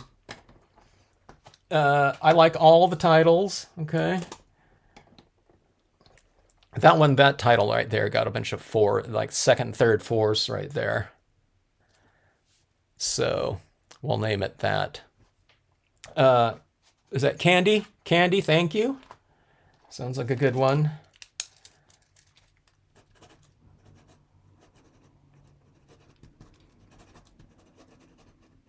I can't write at all after these stamping. I'm like, I don't know, my hands are all kind of like tensed up, especially after like a full size piece like that. With a gazillion layers of ink, and whatnot. But okay, so the thing that I need to do on this one is I need to spray seal it. And if you haven't watched these videos before, one of the things that I always mention is when you spray seal these pieces with an acrylic spray, and I use a Krylon, watch your areas around in the lighter areas if you've applied the white pigment ink to it, okay? Because the white pigment ink, it's almost something akin to something like a pastel. If you've ever spray sealed pastels, the lighter tones on the top of darker ones can get much more transparent and you can kind of lose them. So what you do is you kind of hit it with a light coating at first and allow it to dry. Yeah, it just takes a few seconds. Hit it again with a, from distance and allow that second coating or so to dry on there, okay? So it's as soon as it hits it, it's kind of drying pretty fast. And then that gives it a pretty good seal. And then what I do is I hit it with a stronger spray around on the perimeter. And I don't hit it on the interior too much because if you have people that are handling these pieces, they're not going to be handling it from the inside like that anyway. They're going to be holding it from the outside edge. And this outside edge out here has the most amount of ink too. So those are the areas that would stand to benefit the most from a spray sealant and thus achieving kind of a richer degree of saturation, benefiting from all those different layers you put on there. Like in here, I don't add in like some of these like darker tones in there. So, you don't really need it on the interior as much. And then, I don't put like pieces like this on display either. If you have it out in full sunlight, it would probably fade out pretty quickly, even if you are using like a UV resistant type of spray sealant and whatnot. All these types of things. If you are putting your originals or, some pieces on display, I'd always kind of recommend just kind of scanning them off and printing them out or something like that. And, putting the copies on display. And then, these types of things, they'll last forever in terms of if you don't have them, exposed to direct sunlight or something like that. So, yeah. Anyway, yeah, Bonnie, the UV resistant clear is a good way to do it. There's a Krylon UV resistant clear and it comes in matte or gloss. I use the gloss. I mean, the ones that where I do use kind of a more of a matte surface like this one right here. I mean, it wouldn't be bad to get the matte spray for those ones, but if I do a matte spray on this one, I'm typically using the workable fixative, which is a more textured but sealant, and you'll get the benefit of a stronger saturation, but it just won't have that glossy coating on over the top of it. So, yeah. But you can use all kinds of different things, but I would typically recommend going with the art sprays as opposed to like a polyurethane. But I always do mention to people that if you can't get, certain sprays conveniently wherever you're at, like a Krylon you can always get like a Krylon crystal clear or something, from a hardware store. And you go in their spray paint sections, and there's typically different types of polyurethanes or something like that that have the clear top on it. That's a clear spray, but they're probably not, the more archival types. And they're usually not, the art sprays usually aren't that much more expensive than kind of the hardware types of ones that are meant for like spraying furniture or something like that. And, those, I don't know, those work fine too. I've used one of the best ones used to be this one from Ace Hardware, but I don't know if they have it anymore. But I have the different types listed in the information section on the website too, under the materials FAQ. Okay, FAQ, and yeah, they're in there. Thanks so much, Christine. Thanks for joining in. Appreciate it. Thanks for everyone for joining in. Glad to have you. If there are people that watched from beginning to end, like I said, you really deserve a medal. you know? Time flies for me when I'm doing these things. I had no idea of the time. I figured it was going to be a long one though, because of the, just the degree of the amount of surface area on a full size piece. But to watch it, I don't know. I hope you were, reasonably entertained, or maybe you were stamping along, too. That'd be a good way to do it, yeah. Giggles. It's been a fun chat. Yeah, thank you, Donna. Enjoyed it. Jen? Oh, you ready for the pop quiz? Okay, so what was the third color that was used on this scene? All right, I mentioned last time, okay, your vocabulary word for the day was crepuscular rays, okay? So these are crepuscular rays like this, and, typically emanating from one point. I don't know why, but the crepuscular rays, it always emphasizes it in the books that these rays right here are parallel. I guess the only reason why they look like they're widening like that is because of perspective or something like that. But anytime you see these rays coming down from the heavens or whatever, or going through some trees, at every book I read, it's like they are parallel. And I'm thinking they sure don't look parallel to me, but they are. So, yeah. No, you can use an acrylic sealer. I do, and that's what the Krylon Crystal Clear is, or Krylon UV Resistant Clear, okay? But they're all acrylic sealants, but some of them are just they're geared more towards the art market. They're probably a little bit more archival or, totally archival. And that would be like the Krylon UV Resistant Clears, the Krylon spray fixatives. There's different brands of sealants too. I think the Krylons are a little bit more of a mainstream one, so they're typically cheaper than, I don't know, does Grumbacher have a spray sealant, those types of arts, brand sprays. The Krylon, of course, is sold in, hardware stores with their spray paints and things like that, but they have the art market sprays as well. Okay, so yeah, I'd definitely spray them though, and just spray lightly in your, like I said, if you've applied a lot of like delicate applications of your white ink, don't spray it too thickly.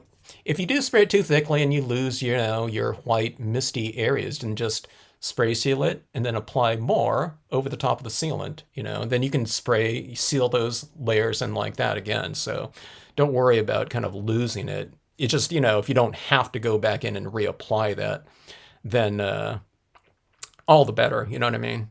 That's what I say. So things like this area up here, if I sprayed that too thickly with the acrylic spray, all those birds would be of equal value again. Those ones in the background would be just as dark as these ones.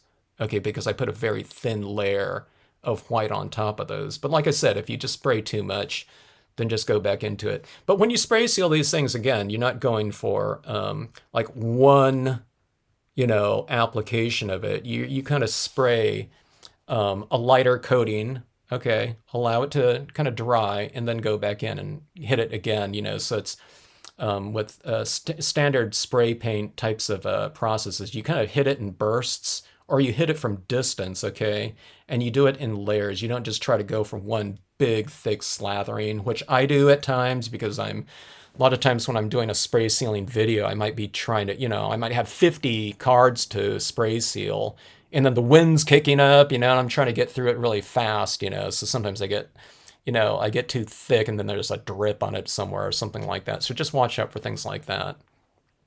Yeah.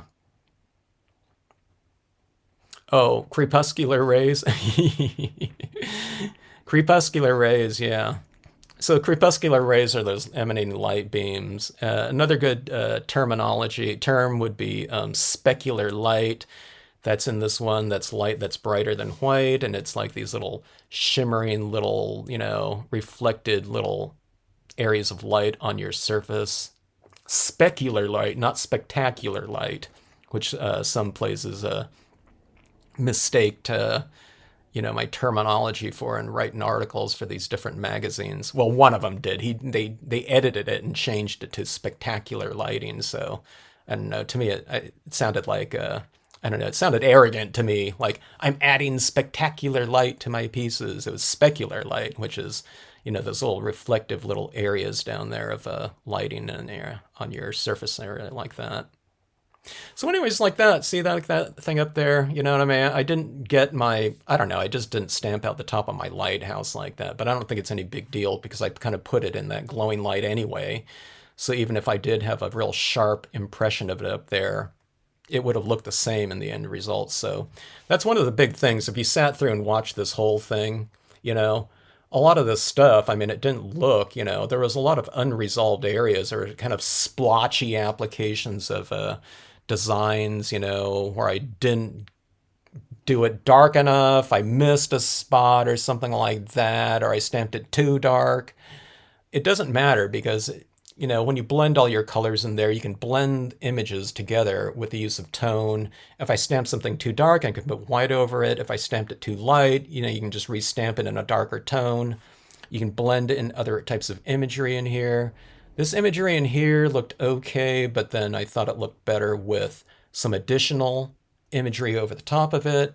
Especially that lighting. The beams looked kind of weird to me, so I added the other images right on top of it, so you get, kind of that layered type of look where the beams are now sandwiched in between those background layers of images, and the foreground layers where these are almost like the beams are now like images themselves, in a way like that. So there's all kinds of different things you can do, If I totally goofed in, this whole area in here, then you can just stamp another like branch or something like that coming into this area.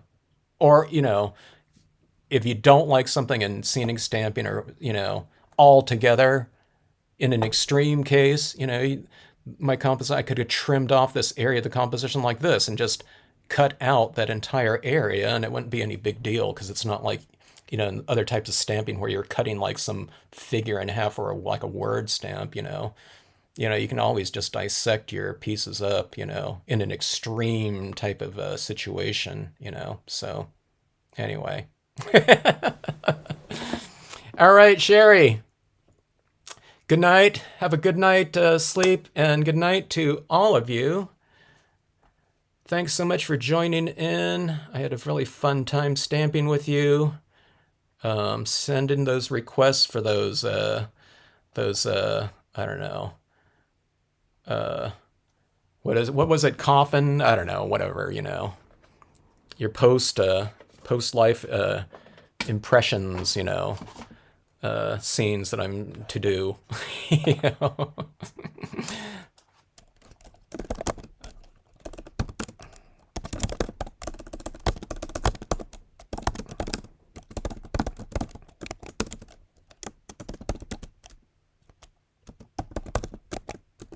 All right. Breakfast time for Donna. Have a good rest of day.